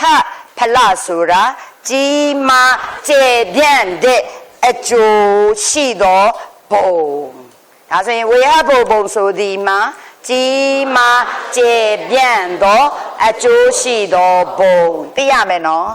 အဲ့ဒါဒီထိရလားကဲပြီးပြီဆိုရင်စက်ကြည့်ရင်နောက်တစ်ဘုံကတန်းရဲ့သူနဲ့တည်ရှိတာဒီအတိညတဘုံအတိညတဘုံဆိုတာပါဠိရင်းကအတိညတတ္တာတဲ့ပါဠိရင်းကဗါတဲ့လေအတိညတတ္တာအဲကြောင့်အလေးကိုဖိဖတ်တယ်အတိညကတတွဲတတ္တကတတွဲအဲ့တော့အဲ့ဒီအဓိပ္ပာယ်အတိညတတ္တကနေမြန်မာမှုပြုလိုက်ကောဒီပေါ်မှာအတက်ကလေးတင်လိုက်ပြီးတောင်းမှုကိုဖြောက်လိုက်တော့အတိညတတ္တကနေဘာဖြစ်သွားလဲအတိညတဘုံကျမတို့သင်နေတာမြန်မာလိုသင်နေတာဆိုအတိညတဘုံဘယ်လိုဖတ်မလဲသူတို့ဒီနှစ်ဘုံတွဲသွားတာဝေဟဖိုဘုံအတိညတဘုံဆိုခဲ့တယ်မှတ်မိလားအဲ့တော့ကျမတို့လည်းတလုံးချင်းရေးတာပဲအဲ့လိုရေးချက်နော်ဝေဟဖိုဘုံအတိညတဘုံအတိညတဆိုတာဘာလဲတတ်တယ်ဆိုတဲ့စကားလုံးပါတော့ဘသူ့ကိုသွားတတ်တာလဲဖြေဦးမယ်ဒါကြောင့်အဓိပ္ပာယ်ပြောရင်အတိညတတ္တဆိုတာပုတ်ခွဲရင်နဲ့အရေတိညာရေတတ္တရေခွဲရတယ်ရှင်တိညာဆိုတာဒီဓမ္မမိတ်ဆွေများစေတသိက်ဓမ္မမိတ်ဆွေများတိညာဆိုတာမှတ်သားတတ်တာလေမှတ်သားတဲ့အတွက်ကြောင့်ရှေးကျမတို့ရဲ့ဘိုးဘွားလူကြီးတွေကလေကျမတို့ရဲ့မြန်မာစကားမှာပါဠိဖျားနှုတ်တော်အထွက်တဲ့ပါဠိစကားလုံးတွေတွဲပြီးတော့ကျမတို့ပြောလေရှိတယ်ဒီကလေးကလေအမတ်တင်ညာကိုမရှိဘူးဟုတ်လားအမတ်တင်ညာကိုမရှိဘူးဆိုတာကျမတို့ကြားဘူးလားအဲ့ဆိုစိတ်မှတ်ကိုမရှိဘူးအမတ်တင်ညာမရှိဘူးဆိုတဲ့ကြောင့်တင်ညာဆိုတာဘာလဲမှတ်တာမှတ်သားတာမှတ်သားတတ်တဲ့သဘောတင်ညာအခုဓမ္မမိတ်ဆွေတို့ကျမပြောတာလိုက်မှတ်နေတယ်ဓမ္မမိတ်ဆွေတို့မှတ်တယ်များထင်နေလားမဟုတ်ဘူးဓမ္မမိတ်ဆွေတို့ကနာမည်ခံမဲရှိတာတကယ်ကသူ့မှာရှိတဲ့ရုပ်တွေကလည်းသူ့လို့သူလုပ်တယ်ဓမ္မမိတ်ဆွေတို့မှာရှိတဲ့စိတ်တွေကလည်းသူ့လို့သူလုပ်တယ်စေတသိက်တွေကလည်းသူ့လို့သူလုပ်တယ်အဲ့ဒီစိတ်စေတသိက်ရုပ်ကြီးတွေပေါင်းထားတာတက်ရှိတတ္တဝါမဟုတ်ဘူးလားအဲ့ဒါကိုပဲလူဒီပုံစံရှိရင်လူဒီပုံစံရှိရင်နတ်ဒီပုံစံရှိရင်ခွေခေါ်သွားကြတာဆိုတော့အဲ့ဒီသဘာဝတွေထဲမှာမှတ်သားတတ်တဲ့သဘောတည်ရုပ်ကမမှတ်တတ်ဘူးစိတ်ကမမှတ်တတ်ဘူးမှတ်တာဒီတင်ညာကမှတ်တာဒါကြောင့်တင်ညာဆိုတာစေတသိက်အဲ့ဒီတင်ညာဆိုတဲ့စေတသိက်ဆိုတာတင်ညာစေတသိက်တစ်ခုတည်းမဟုတ်ဘူးတဲ့တင်ညာအစရှိသောစေတသိက်တရားတွေရောစေတသိက်ဆိုတာသူဤဘောမှမနေဘူးစိတ်မှနေတဲ့အတွက်တင်ညာအစရှိသောစိတ်စေတသိက်ဆိုစိတ်နဲ့စေတသိက်ပေါင်းရင်နာမ်လို့ခေါ်တဲ့အတွက်တင်ညာအစရှိသောနာမ်တရားများဟုတ်ပြီနော်ဒါကြောင့်တင်ညာကိုခေါင်းတည်ထားလိုက်တယ်တင်ညာအစရှိသောနာမ်တရားများအဆိုတဲ့စကားလုံးပါတော့မရှိဘူးကုသိုလ်ရဲ့စမ်းကျင်ပဲကြတော့အကုသိုလ်မဟုတ်ဘူးလားတင်ညာမရှိတာကြတော့အတင်ညာပေါ့အဲ့တော့တင်ညာမရှိဘူးဆိုတော့မှတ်တတ်တဲ့သဘာဝသိတဲ့သဘောမရှိဘူးဆိုတော့ဓမ္မမိတ်ဆွေများကျမတို့တစ်ချက်ကြည့်နော်သိတဲ့သဘောမရှိဘူးဆိုတော့ဟာဒီဇပွဲကြီးကလေရုပ်တရားရှိလားနာမ်တရားရှိလားရုပ်တရားကြီးပဲရှိတယ်သူ့မှာသိတတ်တဲ့နာမ်မရှိတဲ့အတွက်ကြောင့်သူ့ပေါ်မှာဒီလိုရိုက်နေတယ်ဆိုတာကို तू သိတာသူ့ပေါ်မှာတင်ပြီးတော့ရေးနေတယ်ဆိုတာလည်း तू မသိဘူးသူ့မှာမှတ်တတ်တဲ့တင်ညာလည်းမရှိဘူးတင်ညာပဲလားဆိုကြံတဲ့စိတ်တသိက်တွေလည်းမရှိဘူးပြီးရင်စိတ်လည်းမရှိဘူးဆိုတော့ဒီဟာဒီရုပ်ကြီးပဲရုပ်ကြီးရှိပေမဲ့ဟာဒီဇပွဲဆိုတဲ့ရုပ်ကြီးဒီအသက်ရှိလားမရှိဘူးအခု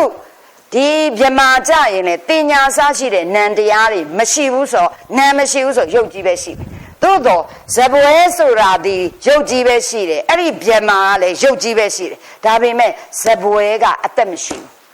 ဟာဒီမြမာကြတော့အသက်ရှိတယ်အသက်ရှိတဲ့အတွက်ရုပ်ချင်းရှိနေတဲ့နေရာမှာတခြားအရာဝတ္ထုတွေနဲ့ရောမာဆိုတဲ့အတွက်သူကတော့မြမာတင်ညာစားရှိတဲ့နာမ်သာမရှိပေမဲ့ရုပ်ကြီးတော့ရှိပေမဲ့အဲ့ဒီရုပ်ကြီးဒီတက်မဲ့ရုပ်ကြီးမဟုတ်ဘူးအသက်ရှိတယ်အသက်ရှိတယ်လို့ပြောချင်အသက်ရှိတဲ့တတ္တဝါကိုတတ္တာလို့သုံးတယ်တခြားတက်မဲ့အရာဝတ္ထုတွေနဲ့ရောသွားမှာဆိုတဲ့အတွက်အတင်ညာစားရှိတဲ့နာမ်တွေတော့မရှိပေမဲ့ရုပ်ကြီးတော့ရှိပေမဲ့တတ်မဲ့တော့မဟုတ်ဘူးတက်ရှိတတ္တဝါပဲလို့သိစေခြင်းတဲ့အတွက်ကျေးဇူးတော်ရှင်မြတ်စွာဘုရားကအတိညာရဲ့နောက်မှာဗာထည့်ထားတတ္တဆိုတာတတ္တဝါအဲကြောင့်တတ္တဝါဆိုတာ အသက်ရှိရင်တတ္တဝါခေါ်လို့ရတယ်ဟုတ်လားဟုတ်လားကျမကိုကြည့်ကျမဒီတက်ရှိလားတက်မဲ့လားသိကြတယ်နော်ကျမမှာရုပ်လည်းရှိတယ်နာမ်လည်းရှိစိတ်နဲ့အာယုံပြုတ်ကြည့်လိုက်အခုနေကျမမှာအဲ့ဒီနာမ်တရားမှာလည်းအသက်ဆိုတဲ့နာမ်ရှိတယ်အဲ့ဒါသင်ရတော့မယ်နော်အဲ့ဒါစေတသိက်ပိုင်းကြရင်သင်ရမယ်ဇီဝိတိန်တရေစေတသိက်တဲ့သင်ရမယ်ဟာဒီယုတ်ကြီးမှာလည်းအသက်ဆိုတဲ့ယုတ်ရှိတယ်အဲ့ဒါကိုဇီဝိတယုတ်လို့ခေါ်တယ်နားလည်ပြီနော်ဒါဆိုရင်ကျမမှာယုတ်လည်းရှိတယ်နာမ်လည်းရှိတယ်ဓမ္မမိတ်ဆွေတို့မှာလည်းယုတ်လည်းရှိတယ်နာမ်လည်းရှိတဲ့အတွက်ဓမ္မမိတ်ဆွေတို့ရဲ့ယုတ်ကြီးကိုစောင့်ရှောက်တဲ့အသက်ဆိုတဲ့ဇီဝိတယုတ်ရှိတယ်ကျမတို့ဓမ္မမိတ်ဆွေတို့ရဲ့နံတရားစိတ်စေတသိက်တွေစောက်ရှောက်တဲ့ဇီဝိတိန်တရေစေတသိက်ဆိုတာလည်းရှိတယ်လူတယောက်သေတယ်ဆိုတာရုပ်ရဲ့အသက်ခေါ်တဲ့ဇီဝိတရဲ့နာမ်ရဲ့အသက်ခေါ်တဲ့ဇီဝိတိန်တရေစာလို့ပြောရင်ရုပ်ဇီဝိတနာမ်ဇီဝိတတွေချုပ်ရင်အဲ့ဒါသေသွားပြီဟောဒီအဲ့တော့ကျမသည်ရုပ်လည်းရှိတယ်နာမ်လည်းရှိတဲ့နေရာမှာကျမရဲ့နာမ်တရားကလည်းချုပ်သွားပြီဆိုဇီဝိတချုပ်မယ်ကျမရဲ့ရုပ်ကလည်းချုပ်ရင်ကျမသေသွားပြီပေါ့သေကြည့်လိုက်နော်မြင်ကြည့်နော်အဲ့ဒီလိုသေသွားရင်ဘာကြံမလဲဆိုရင်ရုပ်ကြီးပဲကြံမယ်အလောင်းကောင်ကြီးကြံမယ်အဲ့ဒီအလောင်းကောင်မှာအသက်ဆိုတာမရှိတော့ရင်အဲ့ဒီအလောင်းကောင်လို့ပဲခေါ်ရတယ်တတ္တဝါလို့ခေါ်လို့မရဘူးဈေးတွေထဲမှာရောင်းဝယ်နေကြတယ်ကျက်သေးကောင်ငါးသေးကောင်တို့သည်ရုပ်တော့ရှိတယ်သူတို့အသက်ရှိလားမရှိတော့အသေးကောင်ဆိုတာအလောင်းကောင်ပဲပေါ့ဟုတ်ပြီနော်အသေးညက်သက်ဗြဟ္မာကြီးကအသေးညက်သက်ဘုံမှာရောက်နေတဲ့ဗြဟ္မာကြီးကနန္တရားပဲနန္တရားတွေလုံးဝမရှိပဲနဲ့ရုပ်ကြီးပဲရှိတော့အဲ့ဒီဗြဟ္မာကြီးတွေကလူဘုံမှာသူတို့တရားအထုတ်သွားတဲ့အချိန်မှာရုပ်တရားတွေပဲသူတို့လိုချင်တယ်နန္တရားကိုဆက်ဆုပ်တယ်နန္တရားတွေမလိုချင်သိစိတ်နန္အေးတယ်ဆိုတာသိနေရတာရုပ်ကြီးသက်သက်ရှိရင်သိရမှာမဟုတ်ဘူးသိစိတ်ရှိလို့ဒါလေဘိုက်နာရင်နာတယ်လို့သိတယ်ဘိုက်စာရင်စာတယ်လို့သိတယ်သိစိတ်နံရှိလို့ဒါချစ်တယ်မုန်းတယ်တွေကုသိုလ်တွေအကုသိုလ်တွေလောက်ရတာရုပ်ကြီးသက်သက်ရှိရင်သိကောင်းတာပဲဒီတိုင်းပဲသိเสียလဲမရှိဘူးဆိုသူတို့ကဘာလို့အပြစ်သွားမြင်လဲဆိုရင်နံတရားကိုအပြစ်မြင်တဲ့အတွက်နံကိုမလိုချင်ဘာဝဲအကောင့်ထင်လဲဆိုရုပ်ရှိတာဝဲအကောင့်ထင်တော့လူဘုံမှာတော့၎င်းနတ်ပြည်မှာတော့၎င်းကြံနေတဲ့ရူပဗြဟ္မာတွေကမပါဘူးလူဘုံနဲ့ဘုံကနေပြီးတော့ဖယားအစုံမနဲ့တွေ့ခွင့်မရတဲ့အခါမှာလူတော်ကြီးတွေပဲပညာရှိကြီးတွေပဲအတွေးတွေချော်ပြီးတော့ရုပ်ရှိတာပဲကောင်းတယ်နာမ်ရှိတာမကောင်းဘူးလို့အစွန်းရောက်သွားတယ်ရောက်သွားတဲ့အခါမှာသူတို့အားထုတ်ထားတဲ့ဇံရဲ့အစွမ်းရိုးဇံမို့အစစ်မတက်မြင့်တယ်ပြင်စမဇံ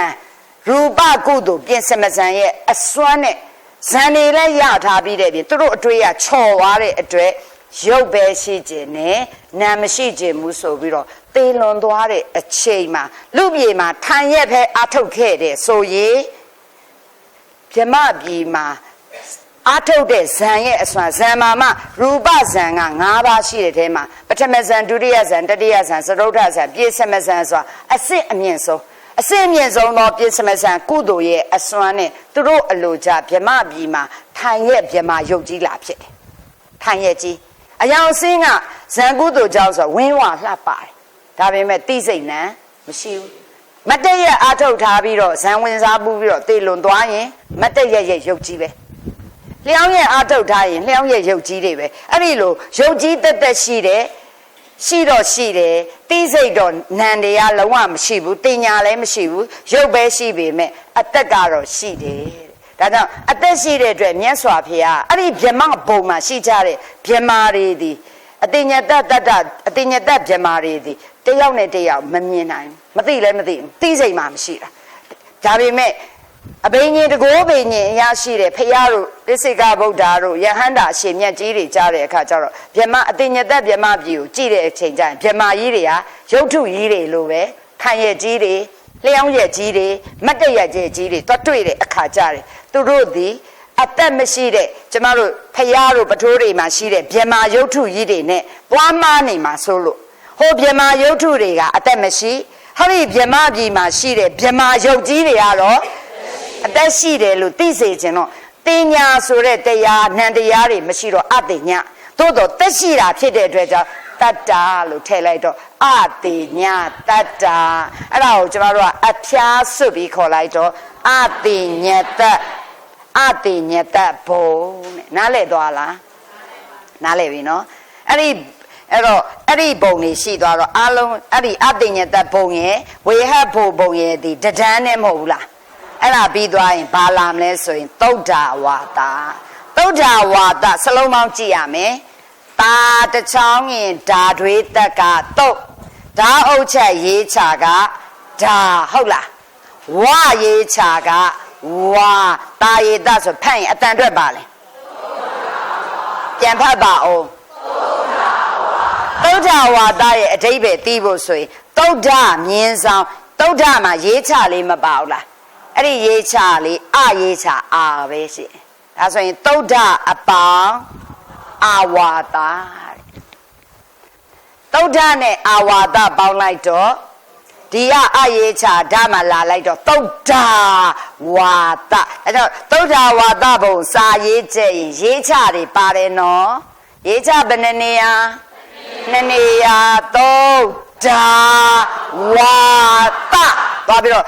ရေးချတွေပဲအကုန်ထိပ်သုဒ္ဓဝါဒ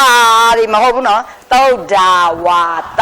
အဲ့ဒီအရှိကသုဒ္ဓအနောက်ကအာဝါဒနားလည်လားအဲ့တော့သုဒ္ဓဆိုတဲ့အဓိပ္ပာယ်ကစင်ကြယ်တယ်သုဒ္ဓရဲ့အဓိပ္ပာယ်ကစင်ကြယ်အာဝါဒဆိုတာကြားဘူးပါတယ်နေရာပေါ့အရေးအာဝါဒကြားဘူးလား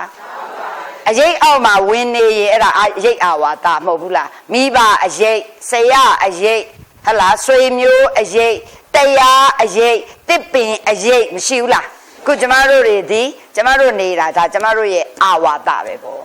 နေရာပေါ့ဒါကြောင့်စင်ကြယ်သောနေရာဘုံကိုသုဒ္ဓအာဝါဒဘာတွေနေလဲဆိုအဲ့ဒီနေရာမှာတဲ့ကိလေသာတွေကအထူးစင်ကြယ်နေတဲ့အနာဂံနဲ့ယဟန္တာမြမာကြီးတွေနေကြတယ်ဒါကြောင့်သုဒ္ဓဝါဒဘုံမှာစင်ကြယ်တဲ့ဘာစင်ကြယ်လဲပြောဖို့လိုတယ်ကိလေသာဆိုတဲ့စိတ်အညစ်အကြေးကိလေသာဆိုတာစိတ်အညစ်အကြေးစိတ်ကိုညှဉ်းနှွမ်းစေတဲ့တရားကိုကိလေသာလို့သုံးတယ်ကိလေသာစိတ်အညစ်အကြေးတွေစင်ကြယ်နေတဲ့အနာဂံနဲ့ယဟန္တာမြမာကြီးတွေနေကြတယ်နားလည်ပြီနော်ဒါကြောင့်သုဒ္ဓဝါဒ၅ဘုံမှာပုထုဇဉ်နေမရှိဘူးပုထုဇဉ်ဆိုတဲ့အဓိပ္ပာယ်ကပုပ်ပုပ်လေးကိုထုလိုက်လို့စင်သွားတာမဟုတ်ဘူးပုထုဇဉ်လို့သုံးတာဇဉ်နော်ပုထုဇဏဆိုတာပုထုဇဉ်ဆိုတဲ့အဓိပ္ပာယ်ကကိလေသာများသူတဲ့စိတ်ညစ်ကြေးများသူပုထုဇဉ်မှာလောဘကောနဲလားများလားပြောပါရှိတဲ့အကြောင်းကသိပြီးသားလောဘဒေါသမာနမနာလိုတာနှမျောတာနှမျောတာကိုဟဲ့လားပြောစရာကောင်းမှာစိတ်ပိုင်းပြီးသွားရင်စေတသိက်ကပြောစရာတွေလာတော့မှာစေတသိက်မှာနှမျောတယ်ဆိုရင်ကျမတို့ကအရက်ထဲမှာဒီလူကလေတိတ်နှမျောတာပဲကက်စီကိုကုတ်လို့အဲ့တော့စာကြက်လိုက်တယ်တော့ကုတ်ကုတ်စာထင်ပြီးတော့နှမျောရင်ကက်စီကုတ်တာကုတ်ကုတ်စာအဘိဓမ္မာသင်တော့ဘယ်ဟုတ်ပါမလဲကုတ်ကုတ်စာဆိုတာကက်စီကုတ်တာမဟုတ်ဟုတ်တယ်လားအဲ့ဒါကုတ်ကုတ်ဆာဆိုတာနောင်တတွေဖြစ်နေလုတ်ပြီးတော့မကောင်းတာတွေကြိုက်ငါမမိလေချင်းလုတ်မိတာမှားလေချင်းမလုံရသေးတာကြတော့မလုံမိတာမှားလေချင်းအဲ့ဒါနောင်တတဖန်ပူပန်နာကိုကုတ်ကုတ်ဆာလို့သုံးဒါဆိုရင်ကက်စီကုတ်တာကြတော့ mysteria လို့သုံးတာသင်ရတော့မှာကိုရင်တော့ဖြစ်တာနာမည်မတက်တာအခုဆိုတက်ပြီအဲ့တော့ကျေးဇူးတော်ရှင်ဗမောက္ခကျုပ်ဆရာတော်ကြီးက mysteria ဆိုတာနှမျောတာတွန့်တိုတာဘလို့တော့နှမျောတွန့်တိုလဲဆိုရင်လေတဲ့ဖတ်စကားသွားစီးတယ်နေရာနှစ်ယောက်ထိုင်လို့ရတယ်သူများလာထိုင်မှာဆိုလို့ချင်းနှောင်းလေးချထားတယ်အဲ့ဒါအထုပ်ကလေးချတာအဲ့ဒါလည်းဘာပဲလဲမစ္စရိယပဲအတန်းလိုက်ထိုင်ရရင်ပေါင်ကားထိုင်လိုက်တယ်ပေါင်ကားထိုင်လိုက်တဲ့အတွက်ကြောင့်ဘေးလူကပါလဲကျက်သွားတယ်အဲ့ဒါလည်းဘာပဲလဲကျမတို့သင်တန်းနေမှာနေရာ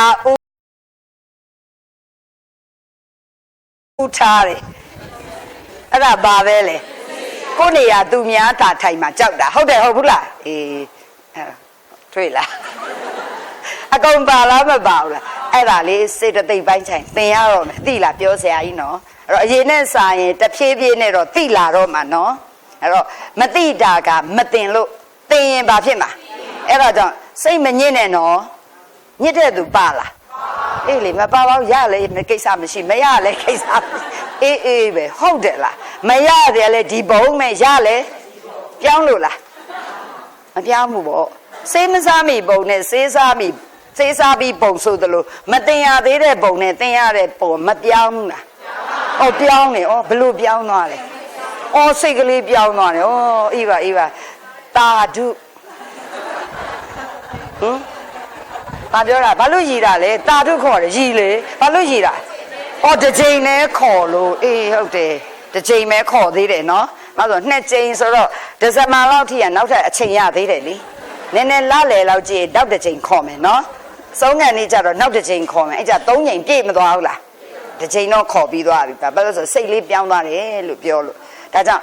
ပုထုဇဉ်ဆိုတာတဲ့ကိလေသာအလွန်များတဲ့သူပုထုဇဉ်တဲ့ကိလေသာများတဲ့အတွက်လောဘများတဲ့အတွက်လူကျင်တော့လေဟိုလူဆရာတင်ရဒီလူဆရာတင်ရတယ်ဟုတ်တယ်လား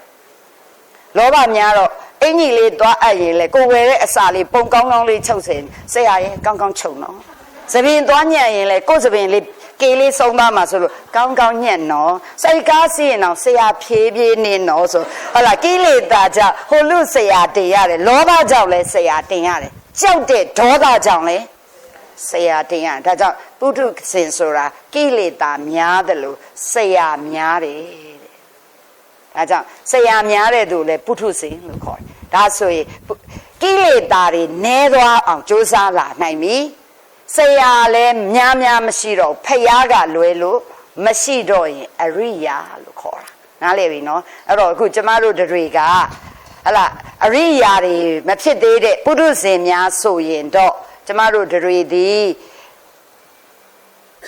စိတ်ကောင်းတော့ထားကြပြီးတော့စူးစမ်းကြတော့ဇန်နေတောင်ရချင်ရမှာပေါ့ဇန်နေအထိရသွားတဲ့ဖះဒီနောက်တစ်ချိန်မှာဇန်ရခဲ့တဲ့အချိန်မျိုးမှာအတွေးအခေါ်မှားပြီးတော့ရုပ်တွေပဲရှိတာကောင်းတယ်နာမ်ရှိတာမကောင်းဘူးလို့အတွေးချော်သွားတာတွေရောမရှိဘူးလားအဲ့ဒီချော်မှုကြောင့်အတ္တညတ္တဘုံရောက်သွားကြရတာတဲ့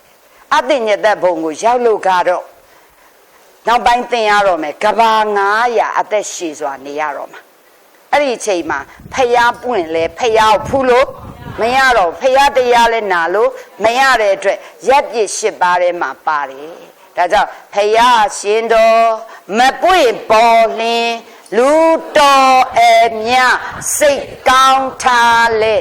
ဤကာကုသိုလ်အကုသိုလ်နဲ့ကုသိုလ်အကုသိုလ်လည်းမသိဘူးပြီးရင်ထိုဘုံလေးရဲ့ထိုဘဝတွေရဲ့မသိတော့ထိုဘုံဘဝမတိယများလာအပြည့်တွေမတိခဲ့တဲ့အချိန်မှာဖះမပွင့်တဲ့အချိန်မှာဖះဆုံးမှမရှိတော့သာသနာပအချိန်မှာလေတဲ့လူတော်ကြီးတွေစိတ်ကောင်းရှိကြပြီစူးစမ်းကြတယ်ဇန်နေထိတောင်ရပေမဲ့အတွေးတွေချော်ပြီးတော့ဘုံတွေဘဝတွေမသိတော့အတညတဘုံကိုကောင်းလိမ့်လို့ထင်ပြီးရောက်သွားတာမရှိဘူးလားအဲ့ဒါကိုဆိုလိုတာနားလဲတယ်နော်အဲ့ဒီလိုပဲကိလေသာတွေကစင်ကြယ်အောင်ကြိုးစားတဲ့ပုံကိုယ်တွေကြတော့လေကိလေသာတွေစင်ကြယ်တဲ့နေရာမှာသောတာပန်ဆိုတာလဲစင်ကြယ်လာပြီတဂရဂံဆိုတာလဲစင်ကြယ်လာပြီအနာဂံကပိုးစင်ကြယ်ပြီယဟန္တာကိလေသာကိုမရှိတော့အဲ့ဒီထဲမှာသုဒ္ဓဝါဒဗြဟ္မဘုံဆိုတာပုထုဇဉ်တွေမရှိဘူးတဲ့ပုထုဇဉ်ဗြဟ္မာတွေသွားလို့မရဘူးသောတာပန်တဂရဂံဗြဟ္မာတွေသွားလို့မရဘယ်ဗြဟ္မာပဲရတယ်အနာဂံနဲ့ယဟန္တာပဲအဲ့ဒီအနာဂံနဲ့ယဟန္တာမှာလေဇံမရတဲ့အနာဂံနဲ့ယဟန္တာမှန်တဲ့၍သည်နော်ဇံမရတဲ့အနာဂံနေဆိုဗြဟ္မာပြည်သွားလို့မရဘူးတဲ့နားလေတယ်နော်ဒါကြောင့်ဇံရတဲ့အနာဂံနဲ့ယဟန္တာတွေဒါသွားရတယ်အဲ့ဒီမှာလေပထမဇံလောက်ပဲရရင်လေပထမဇံဘုံလောက်ပဲသွားလို့ရတယ်သုဒ္ဓဝါဒဘုံရောက်ဖို့ပြင်စမဇံရပြင်စမဇံရတဲ့အနာဂံနဲ့ယဟန္တာတွေဒါဘယ်ဘုံမှာနေလို့ရလဲသုဒ္ဓဝါဒနားလည်ရမယ်ဒါကြောင့်သုဒ္ဓဝါဒဘုံဒီငါအနာဂံဖြစ်ရင်သွားမယ်ဆိုပေမဲ့ပထမဇံလောက်ရမယ်ဒုတိယဇံလောက်ရမယ်တတိယဇံလောက်ရရင်နော်အောက်ကပထမဇံ3ဘုံဒုတိယဇံ3ဘုံတတိယဇံ3ဘုံမှာအနာဂံအနေနဲ့သွားလို့ရတယ်ပြင်စမဇံမရရင်သွားလို့သုဒ္ဓဝါဒဘုံကိုသွားချင်ရင်နော်အနာဂံလည်းဖြစ်ရမယ် ပြေစမဇန်ရိုးရိုးဇန်မဟုတ်ပြေစမဇန်လဲရရမယ်ဟုတ်ပြီနော်အဲ့ဒီပြေစမဇန်ရတဲ့အနာဂံကြီးတွေဒါလေသုဒ္ဓဝါဒဘုံသွားတယ်အဲ့ဒီအနာဂံကြီးတွေဒီဆက်ပြီးတရားအထုတ်သွားရင်ယဟန္တာပါဖြစ်သွားတဲ့အတွက်သုဒ္ဓဝါဒဘုံမှာရှိတဲ့ယဟန္တာဆိုယဟန္တာဖြစ်ပြီးမှသွားတာမဟုတ်အနာဂံကနေကူးသွားတဲ့ယဟန္တာလို့သဘောပေါက်ရမယ်နားလည်လားဒါကြောင့်သုဒ္ဓဝါဒဘုံမှာဘာတွေနေလဲဆိုရင်ကိလေသာတွေကအထူးစင်ကြယ်တဲ့အနာဂံနဲ့ယဟန္တာမြမကြီးတွေနေတယ်ဘာဇံရလဲဆိုတာသင်အောင်မှာဆိုခဏထားလိုက်ကြဆိုပြည့်စမဇံရတယ်ဆိုသုဒ္ဓဝါဒဘယ်နှဘုံလဲ၅ဘုံသုဒ္ဓဝါဒ၅ဘုံကြည့်အဝိဟာဘုံအတ္တပါဘုံသုဒ္ဓတာဘုံသုဒ္ဓတိဘုံအကနေထဘုံပြန်ဆိုပါ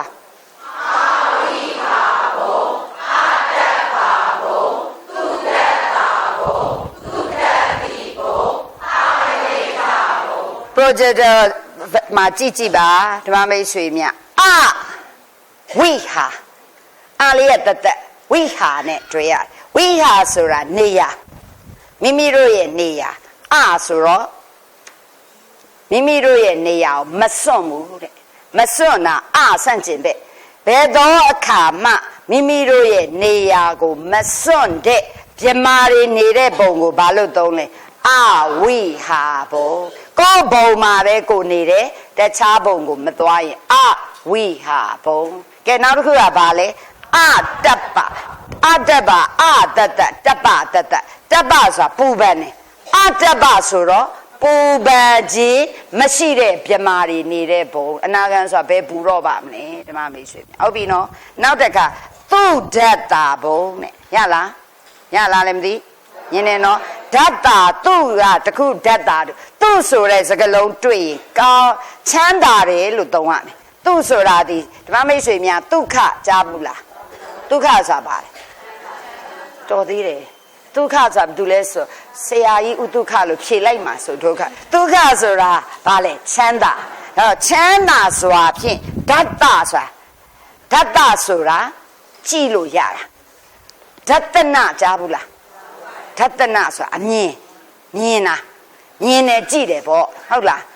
အဲ့တော့သူ့ဓာတ်တာဆိုတော့ချမ်းသာစွာကြည့်လို့ရတဲ့ဗါတဲ့လေအစင်းနဲ့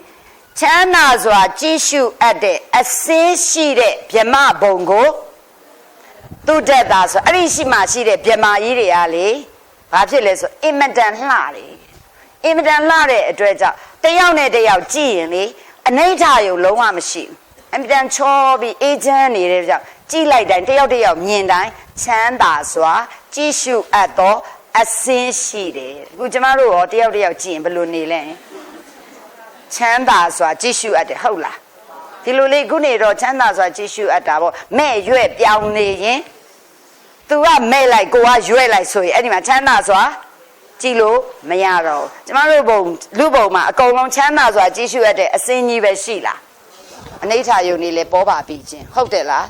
မိုးမရွာတော့မိုးမရွာလို့တဲ့မိုးလဲရွာတော့တိမ်ပြူဘက်မှာရေစီးမြောင်းလားဘာမြောင်းလားကိုမသိဘူးအမိုက်တွေတပုံကြီးပဲစီးနေတာတွေ့လားတွေ့တယ်နော်အေးမတွေ့အိမ်ထဲနေတော့ဘယ်တွေ့မလဲ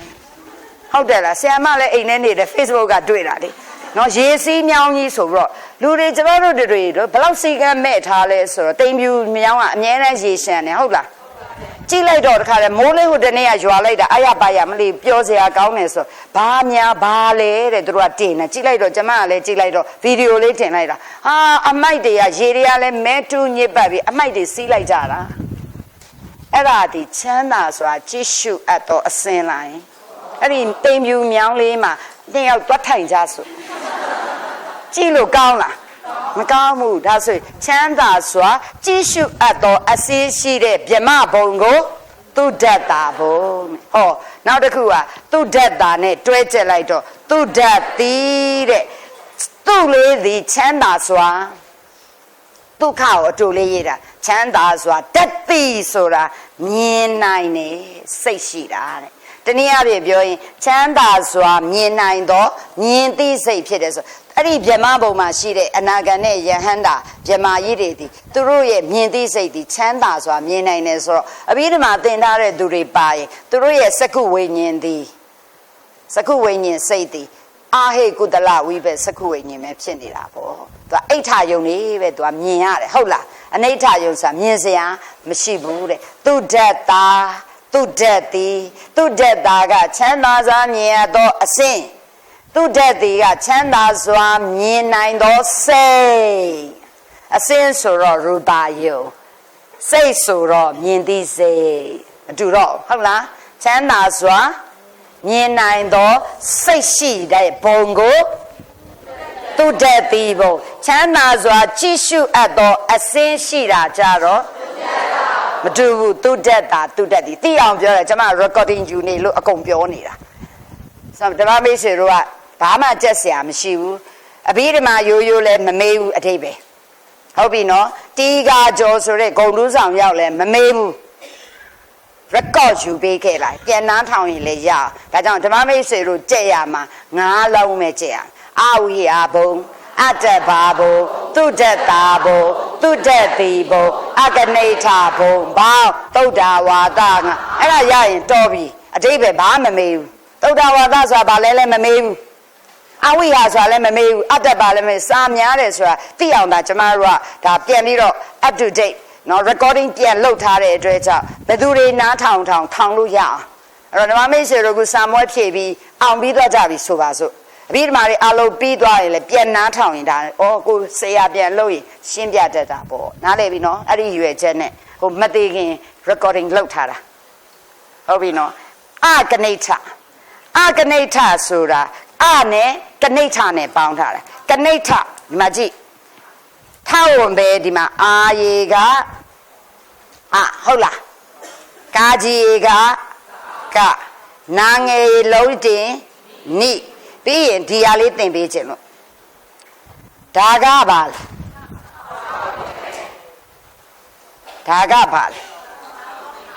ထောက်ဝင်ပဲဂျိတ်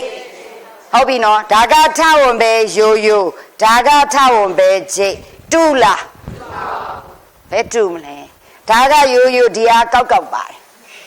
တယ်ဒါကြောင့်ထောက်ဝင်ပဲနဲ့ထောက်ဝင်ပဲဂျိတ်ဒီမတူတာအမှန်ပဲကျမတို့မြန်မာစာရပြောရင်မြန်မာစာရပြောလို့ရှိဒီထောက်ဝင်ပဲသည်ဘယ်ရောက်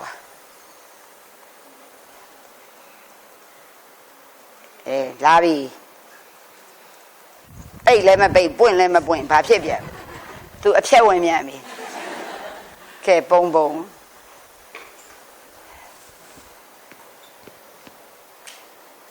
ပြက်သွားပြီပုံလည်းတက်ခေါ်ပြက်တယ်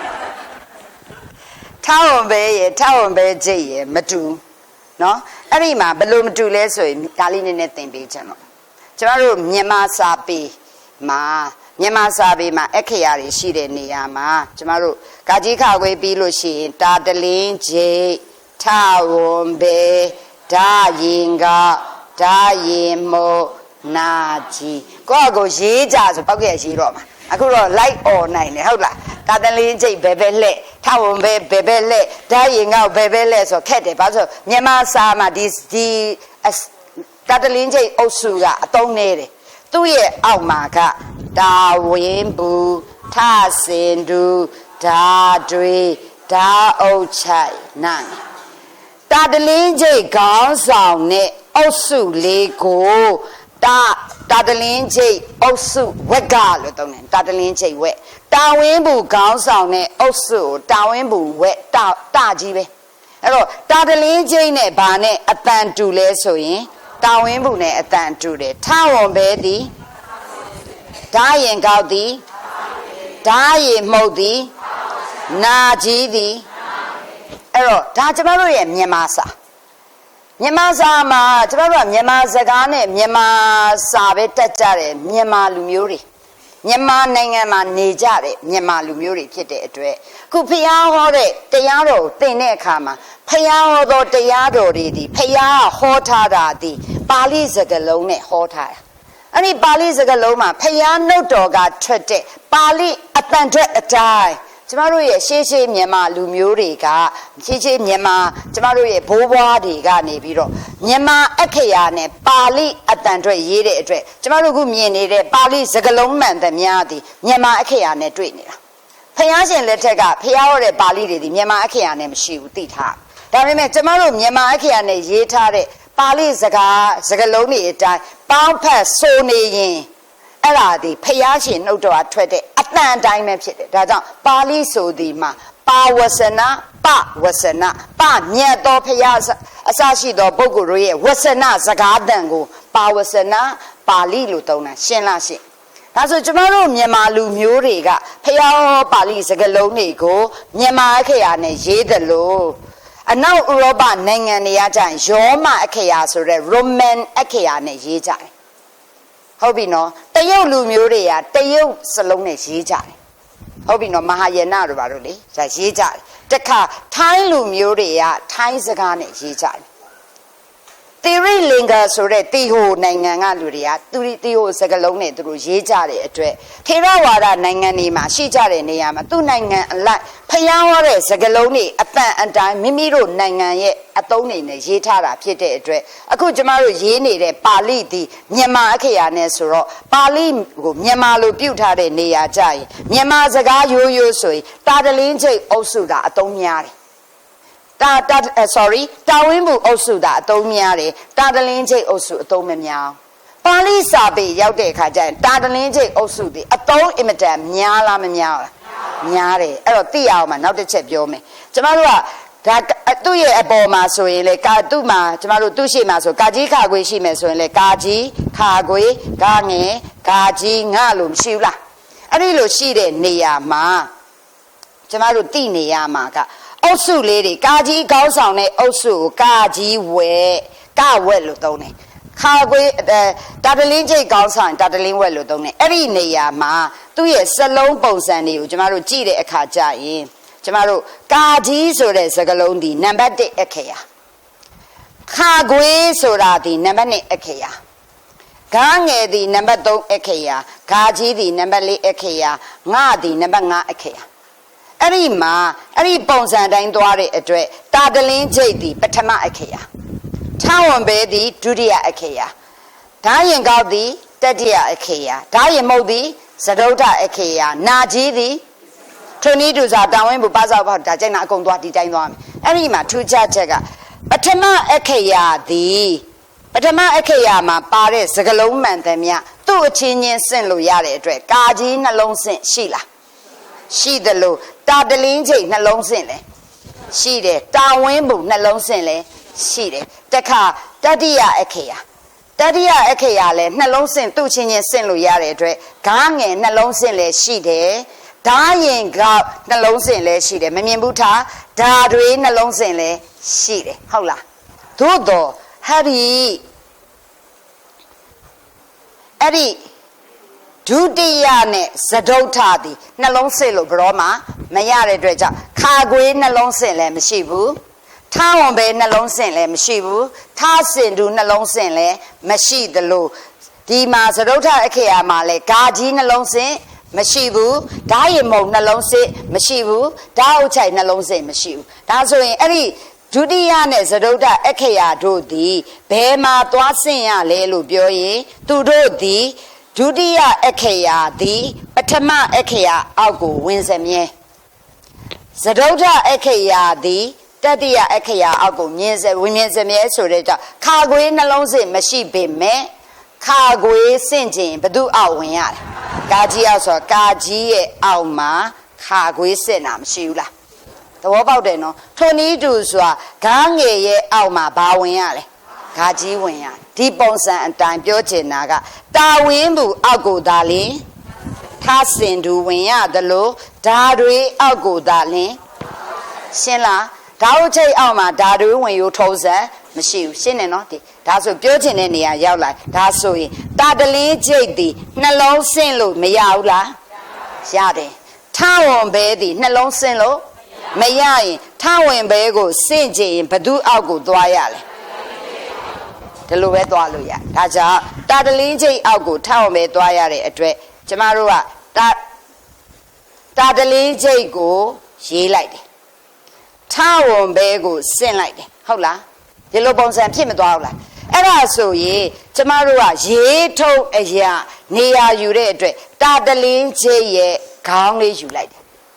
ထဝန်ဘဲရဲ့ကိုလေးကိုယူလိုက်တော့ထဝန်ဘဲကျိတ်ကလေးလာမဖြစ်သွားဘူးလားဒါဆိုရင်ထဝန်ဘဲကျိတ်ဆိုတာဘာနဲ့ဆင့်ထားတာတာတလင်းကျိတ်ရဲ့ခေါင်းလေးကိုယူလိုက်တယ်ထဝန်ဘဲရဲ့ကိုလေးကိုယူလိုက်တဲ့အတွက်ကျမတို့ကဒီလိုထဝန်ဘဲကျိတ်ဖြစ်သွားတာရှင်းလားဒါဆိုရင်ထဝန်ဘဲဒီလိုကျိတ်ကလေးတွေ့ရင်တစ်လုံးစင်လားနှလုံးစင်လားဘာနဲ့စစ်နာလဲတာတလင်းကျိတ်နဲ့အဲ့တော့တာတလင်းကျိတ်နဲ့ထဝန်ဘဲစစ်နေနေရမှာအတန်အတွက်သိချင်တော့တာတလင်းကျိတ်ဒီဘာနဲ့အတန်တူထဝန်ဘဲဒီဘာနဲ့အတန်ဒါဆိုရင်ကျမတို့ကထဝန်ဘဲဒီလိုကျိတ်တွေ့ရင်ကျမတို့ကထဝန်ဘဲကျိတ်တွေ့ရင်တာတလင်းကျိတ်နဲ့ထဝန်ဘဲစစ်နေလို့မြင်လိုက်ပြီးရင်အတန်အတွက်ကိုဖတ်ချင်ရင်သူဒီအပေါ်ကတာဝင်းဘူးအောက်ကရှင်းလားဒါဆိုရင်အဲ့ဒီဂျိတ်တွေ့ရင်တာဝင်းဘူးနဲ့ထဆင်လူဖတ်မှာဆိုတော့အခုကျမတို့ကဥပမာဆိုပါစို့ဒီလိုပုံစံတွေ့ရင်ဘယ်လိုဖတ်မလဲဒါမျိုးတွေ့ရင်ဖောက်ထုတ်တစ်ချောင်းရင်တတဖုတ်ထဆင်လူရေထဖုတ်ထလို့ဖတ်မှာပေါ့သဘောပေါက်သွားလားအဲ့ဒီပုံစံသွားရမယ်နားလေလားအဲ့ဒီဟာဆိုတော့အခုကျမတို့သွားနေတာကအခုဘယ်နေရာလဲဆိုအခုဒီနေရာမှာကြည့်နာငယ်ကလုံးကြီးတင်ကနိဟုတ်တယ်လားထဝန်ပဲဂျိတ်ဆိုတော့နာငယ်လုံးတင်တတာနေထဆင်နူရေထဆိုတော့ဘယ်လိုနေထရှင်းနေနော်နေထဆိုတော့အခုကျမတို့အခုတင်နေတဲ့နေရာကဘယ်နေရာလဲဆိုရင်ကနေချာတဲ့ရှင်းမလားရှင်းသူ့ကိုဖတ်ရင်ဘယ်လိုဖတ်ကြမလဲဒါကြောင့်ဓမ္မမိတ်ဆွေများစလုံးပေါင်းရေးကြရင်ထဝန်ဘဲမှာပါရမယ်ရှင်ရိပ်ပါရပါမယ်ရှင်ကနေထပေါ့ကနေထမှာကနေထဆိုတာတဲ့စီးစိမ်ဂုံသိန်းနေသေးငယ်တာကိုကနေထတဲ့ဒါဆိုရင်စီးစိမ်ဂုံသိန်းနေသေးငယ်ရင်ကနေထဆိုရင်လေးထည့်လိုက်တော့ negative ဖြစ်နေတော့သေးငယ်တာဆိုတော့မဟုတ်ဘူးဆိုတော့ကြီးမားတာပေါ့ဒါကြောင့်အကနိဋ္ဌဘုံဆိုတာစီးစိမ်နေဂုံသိန်းနေသေးငယ်ကြီးမရှိဆိုရင်ပါလေကြီးမားတဲ့ပြမကြီးတွေနေတဲ့ဘုံရလားရှင်ဒါဆိုရင်သုဒ္ဓဝါဒဘယ်နှဘုံလဲရှင်၅ဘုံကိုပြန်ကြည့်ရင်ဝိဟာဘောတပ္ပါဘောသူဒ္ဓတာဘောသူဒ္ဓတိဘောကနိဋ္ဌအဲ့ဒီသုဒ္ဓဝါဒဘုံကိုရောက်သွားတဲ့ဗြဟ္မာမှန်သမျှသည်အနာဂံနဲ့ယဟန္တာတွေပဲအနာဂံကနေကြိုးစားလို့ယဟန္တာဖြစ်အဲ့ဒီဘုံမှာပဲပြိနိဗ္ဗာန်ဆံသွားတယ်နားလည်တယ်နော်ပြိနိဗ္ဗာန်ဆံသွားတယ်တကယ်လို့ယဟန္တာမဖြစ်သေးရင်လေအဲ့ဒီအနာဂံတွေသည်အဝိဟာဘုံမှာယဟန္တာမဖြစ်သေးရင်အတ္တဘာဘုံကူးသွားတယ်အတ္တဘာဘုံမှာနေတယ်ယဟန္တာမဖြစ်သေးရင်သူတ္တတာမှာယဟန္တာမဖြစ်သေးဘူးသူတ္တတိမှာယဟန္တာမဖြစ်သေးရင်အကနိဋ္ဌဘုံကိုရောက်သွားပြီးရင်တော့ကျိန်းတွေယဟန္တာဖြစ်၍ပြိနိဗ္ဗာန်ဆံနေတဲ့သုဒ္ဓဝါဒဘုံကိုရောက်ရှိသွားတဲ့ပုဂ္ဂိုလ်တိုင်းဒီဘယ်တော့မှတခြားဘုံကိုပြန်ဆင်းရိုးထုံးစံမရှိဘူးတဲ့ဒါကြောင့်တတ္တဝါတွေ30ဘုံကျင်လဲကြကုန်တော်လို့တင်စားပြောကြပေမဲ့တဲ့ကျမတို့ကျေးဇူးတော်ရှင်မြတ်စွာဘုရားရှင်သာရိပုတ္တရာအစရှိတဲ့ယဟန္တာကြီးတွေသည်သုဒ္ဓဝါဒဘုံမှာဖြစ်ခဲ့ဘူးမြမဖြစ်ခဲ့ဘူးမဲ့ဆိုရင်ဖယားဖြစ်လူဘုံလာပါဦးမလားဒါကြောင့်သုဒ္ဓဝါဒမှာဖြစ်ဖူးခဲ့တယ်ဆိုတာဘရောမှာမရှိဘူးတဲ့ဒါကြောင့်30ဘုံကျင်လဲကြကုန်တော်လို့ပြောပေမဲ့မလဲခဲ့ပဲတခြားဘုံတွေလဲခဲ့ပေမဲ့သုဒ္ဓဝါဒဘုံကိုတော့မလဲဘူးတဲ့သုဒ္ဓဝါဒဘုံရောက်သွားပြင်လေတခြားဘုံပြန်လာရိုးထုံးစံမရှိတဲ့အတွက်ဖယားပစ္စေကဗုဒ္ဓမှန်သိမြတ်သည်သုဒ္ဓဝါဒဘုံမှာဖြစ်ခဲ့တာမရှိဘူးခုကျမတို့လည်း30ဘုံလဲခဲ့ဘူးမှာပဲ ငရဲရောကြားခဲ့ဘူးမလားမကြားခဲ့ဘူးလားတရိษံရောဖြစ်ခဲ့ဘူးမှာပြိတ္တာတရကဲရောလူရောဖြစ်နေတိုင်းဖြစ်ကလေးဖြစ်ခဲ့မယ်ဖြစ်လဲနတ်ပြည်6ထက်ကောရောက်ခဲ့ဘူးမှာပဲပထမဇန်3ပုံရောတတိယဇန်3ပုံဆိုဟလာဒုတိယဇန်3ပုံတတိယဇန်3ပုံလည်းရောက်ဘူးမှာဝေဟဖို့ပုံရောရောက်ဘူးမှာပဲမိတ်နေတာနော်အတညတဘုံတော့ရောက်ဘူးမယ်သို့တော့ဓမ္မမိတ်ဆွေတို့အရူပ4ပုံနဲ့ရောက်ဘူးလိမ့်မယ်သို့တော့သုဒ္ဓဝါဒဘုံတော့ရောက်ဘူးချင်းမရှိတဲ့အတွက်တဲ့ကျမတို့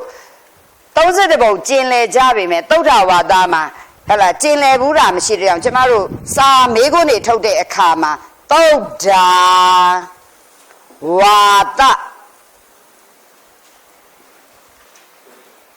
ဘူးမရတဲ့သုဒ္ဓဝါဒရှေးဆရာတော်ကြီးတွေကဒါကိုရေးထားသုဒ္ဓဝါဒဘူးမဲ့ရတယ်ဆိုဘာပြောမှန်းမသိသုဒ္ဓဝါဒမှာဖြစ်ဘူးတဲ့နေခဲ့ဘူးတဲ့ဆိုတာမရှိဘူးတဲ့နော်ဒါကြောင့်သုဒ္ဓဝါဒဘူးမဲ့ရဆိုတာသုဒ္ဓဝါဒမှာဘယ်သူမှမဖြစ်ခဲ့ဘူးသုဒ္ဓဝါဒဘုံရောက်ခဲ့ပြီးအဲ့ဒီမှာပဲအနာဂံဘဝနဲ့ရောက်အဲ့ဒီမှာပဲယဟန္တာဖြစ်၍ပြိနိဗ္ဗာန်ဆံရင်လူဘုံပြန်မလာတော့ဘူးသို့တော့အနာဂံနေယဟန္တာဖြစ်တယ်သူတက်တမ်းမပြည့်သေးဘူးမသေးသေးဘူးဆိုရင်လူဘုံတို့ဘာတို့တော့လာတယ်ဖျားပွင့်တဲ့အချိန်ဆိုလူဘုံလာ၍တရားနာတာတွေဘာတွေရောမရှိဘူးလားရှိတယ်လို့နတ်ပြည်မှာလဲခုနကနတ်တပင်အဲ့ဒါသူတို့မှာနတ်တပင်မှာဓမ္မယုံမှာဆိုရင်တရားမင်းနဲ့ကျန်တဲ့တရားနတ်မင်းကြီးတွေအလဲကျဓမ္မဂတိကနတ်သားတွေတရားဟောတယ်လို့သုဒ္ဓဝါဒဗြဟ္မဘုံကအနာဂံနဲ့ယဟန္တာဗြဟ္မာကြီးတွေလည်းစင်းပြီးတော့တရားဟောတယ်ပြောချင်တာသုဒ္ဓဝါဒဘူးမရဆိုသုဒ္ဓဝါဒမှာနေခဲ့ပြီးလူဘုံနဲ့ဘုံမှာပဋိသန္ဓေအနေနဲ့ပြန်နေရုံထုံးစံမရှိဘူးဆိုတာပြောတာလူဘုံတို့ဘာလို့တော့ခဏတစ်ဖြုတ်တော့လာတာမရှိဘူးလားရှိတယ်တရားဓမ္မစကြာဟောတာမြတ်စွာဘုရားဘယ်မှာဟောတယ်မိကတော်လူဘုံလေးပြောချင်တယ်လွယ်လွယ်ပဲပြောပါလူဘုံမဟုတ်လားအဲ့ဒီလူဘုံမှာစัจ java လာတိုက်တဲ့တောင်းကနတ်ပြမာတွေလာနာတဲ့အဲမှာသုဒ္ဓဝါဒပြမကြီးတွေလည်းပါတာပေါ့ဟုတ်တယ်နော်တခါမဟာသမယသုတ်တော်နော်ကျမတို့ခုနေုံလားပြည့်ဆိုမဟာသမယအခါတော့နေငြိမ်းချမ်းရေးနေပဲအဲ့ဒီမဟာသမယသုတ်ကိုဟောတဲ့အချိန်တုန်းကလည်းမြတ်စွာဘုရားမဟာသမယသုတ်ကိုဟောတဲ့အချိန်မှာစัจ java လာတိုက်တဲ့တောင်းကနတ်ပြမာတွေလာနာကြတာပဲအဲ့ဒီအချိန်မှာလည်းသုဒ္ဓဝါဒပြမကြီးတွေပါတာပဲပြောချင်တာသုဒ္ဓဝါဒဘူးမရဆိုတာသုဒ္ဓဝါဒဘောဗြဟ္မဘုံမှာနေခဲ့ပြီးရေလူဘုံနဲ့ဘုံနေမှာပဋိသန္ဓေပြန်နေရုံထုံးစံမရှိပဲအဲ့ဒီဘုံမှာပဲပြိနိဗ္ဗာန်ယဟန္တာဖြစ်၍ပြိနိဗ္ဗာန်စံတယ်လို့ပြောချင်တာရှင်းရောရှင်းပြီလားကဲအဲ့ဒါပြီးသွားလို့ရှိရင်ကျမအရူပ4ပုံတင်တော့မယ်အရူပ4ပုံစလုံးပေါင်းတင်ရင်လို့ကြိုးမရေးထားအောင်အရူပ4ပုံကအာကာတာနိစာယတနာဘုံဝေညာနိစာယတနာဘုံအာကိစီညာယတနာဘုံနေဝတိညာနာတိညာယတနာစလုံးပေါင်းကျမရေးမယ်လိုက်ကြည့်နော်လိုက်မရေးကူးနော်စောင့်ထဲမှာပါပြီးသားဘာကူးမှလဲလိုက်ပြီးတော့ကြည့်မယ်ရေးတော့မယ်အာလိုက်ကြည့်နော်အာကာတာဒီမှာတွင်မဲ့နင်တော့မယ်ကြည့်နင်ကိုရေးညာလေးနဲ့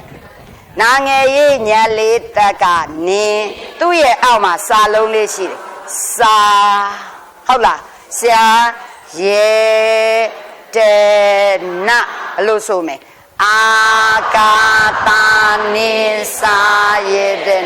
ဒါကိုကျမတကြောင်နဲ့ဆန့်အောင်ပြန်ရေးမယ်နော်အော်သူကကြီးကျင်တယ်ဆိုသူကမကြီးဘူးခဏလေးနော်ကြိုးမရေးထားတာသိအောင်ကျမရေးတော့မယ်ချီအာကာပါဇက်ကအတန်အတွက်ကိုမှန်အောင်ကျမတို့စာချက်နီးအတန်အတွက်မှန်အောင်တော့ကြည့်ရတယ်အဲ့ဒီအတန်အတွက်ကိုလက်နဲ့လိုက်ရေးရတယ်ပါဇက်ကဆိုပြီးရေးရတယ်အာကာတာဟောနင်းကိုရေးတော့မယ်ဆိုရင်နင်းကျင်တာနဲ့မနင်းဘူးညာလေးနဲ့စာရေတေနဘလို့ဖတ်မယ် ယေတနာဘုံလေးထည့်လိုက်အောင်ဟုတ်ပြီနော်နောက်တစ်ခုကဘယ်လိုဆိုမလဲဝိညာနိစာယေတနာအဲ့ဒီအတန်အတွက်တိုင်းသွားမယ်ဝိန်တော့မယ်ဝိန်ရင်ဘာနဲ့ဝိန်မလဲဆိုဝါလုံးတိဒီမှာကြည့်ညာလေးသက်ဝေပြီးရင်ညာလေးရေးချညာအဲ့ဒါသင်ရတော့မယ်အဲ့ဒါသင်ဖို့ဆိုခဏလေးသိပြီးတဲ့သူကမပြောနဲ့နော်ဟုတ်ပြန်ပြီရွေ့သွားပြီပုံမမလှုပ်နဲ့ကျွန်တော်တို့မြန်မာစာပေမှာဒါသည်အခရာဥဒါသည်ညလေးမြန်မာစာပေမှာညာလေးရေလဲညဒါကိုညကြီးခေါ်တယ်ညာကြီးရေလဲညပဲညအခါပါညဆိုဒါနဲ့ရေးတာလေဒါပေမဲ့ပါဠိစာပေမှာဒါကညာလေးဒါကညာကြီးဟာဒီညာကြီးသည်ညာလေးနဲ့မတူတော့ပါဠိစာပေမှာဟာဒီညာကြီးတွေ့ရင်ညာလေးနှလုံးစင့်ထားတာညာလေးနှလုံးစင့်ထားတာဟုတ်လားရှိညာလေးဒီနှလုံးစင့်ထားတာကိုရေးထုံးရအစင်မပြေတဲ့အခါမှာညာလေးတစ်လုံးကိုရေးလိုက်ပြီးနောက်ညကိုဒီလိုလာကတ်ထားတာ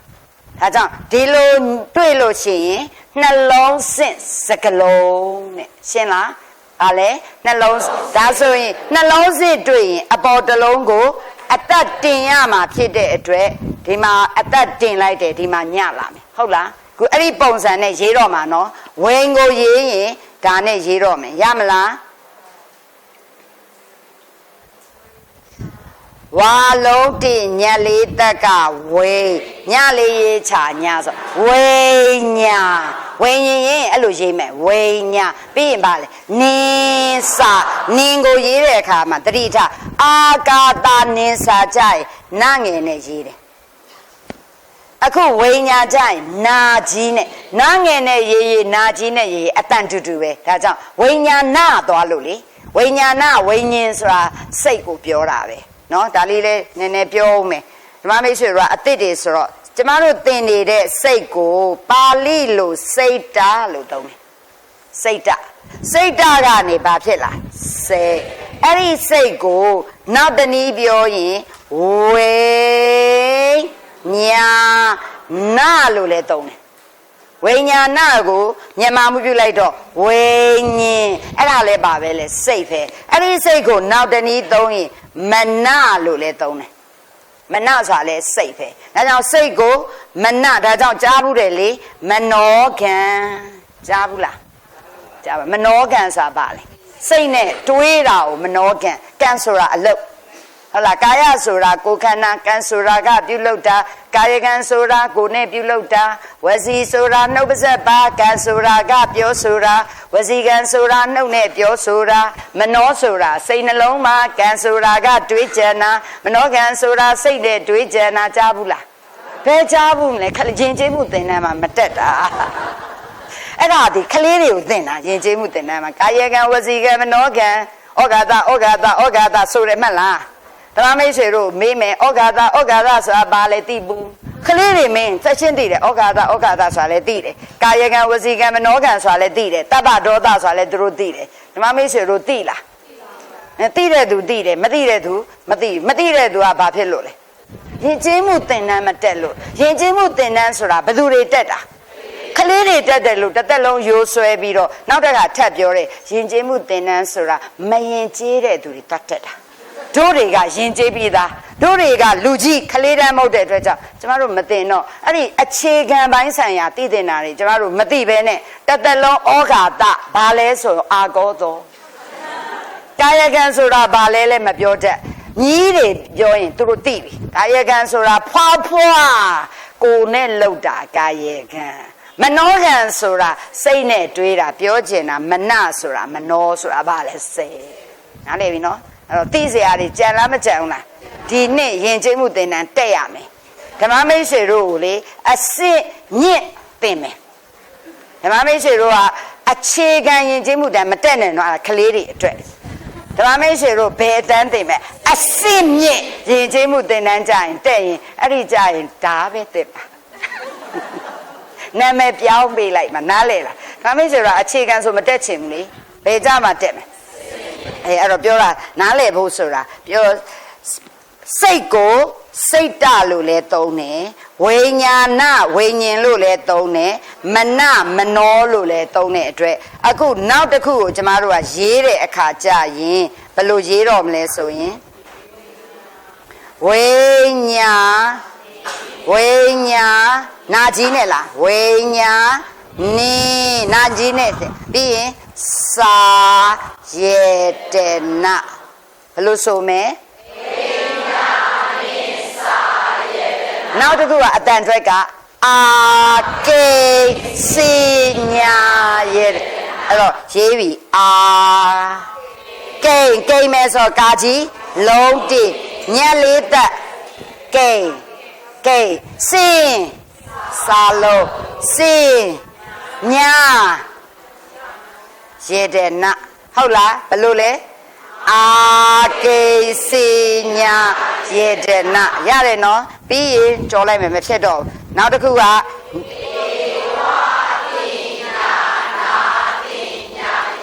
ေးပြီးကြည့်မယ်နေဝတိ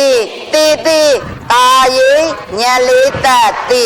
ညလေးရေးချင်တိညာဟုတ်လားနေဝတိညာနာတိသင်ညာဘာလဲယေတနာဖတ်မယ်နေဝတိညာနာတိညာယေဒါဆိုရင်အရူပစိတ်၄ပါးကိုကျမတို့ဖတ်ရင်အာကာတာနိစာယေတနာဝိညာနိစာယေတနာအာကေစီညာယေတနာနေဝတိညာနာတိညာယေတနာအဲ့ဒါဘုံနေထည့်မယ်စိုးမယ်အာကာတာနိစာယေတနာဘုံဝိညာနိစာယေတနာဘုံအာကေစီညာယေတနာဘုံယေဝတိညာနာတိညာယေတနာဘုံဘာအဲ့ဒီဘုံဒီအရူပလေးဘုံဆိုတဲ့အတွက်အရူပဆိုတာသည်နော်အရူပဆိုတာသည်ရူပဆိုသောယုတ်မရှိတာတဲ့ဒါဆိုရင်အဲ့ဒီဘုံမှာကြာရင်ဘာမရှိဘူးလဲဆိုရင်ယုတ်လုံးဝမရှိဘူးဆိုတော့ဘာရှိလဲဒါဆိုရင်ဘုံပေါင်း31မှာလေနာလုံးဝမရှိယုတ်ကြီးပဲရှိတာကအတ္တိညတရုပ်လုံးဝမရှိနာမ်ကြီးပဲရှိမှာကအရူပ၄ဘုံသဘောပေါက်ပြီနော်ကြံတဲ့ဘုံမှန်သမျှသည်ရုပ်ကောနာမ်ရောရှိနောက်ဘက်မှာဆုံးကြမယ်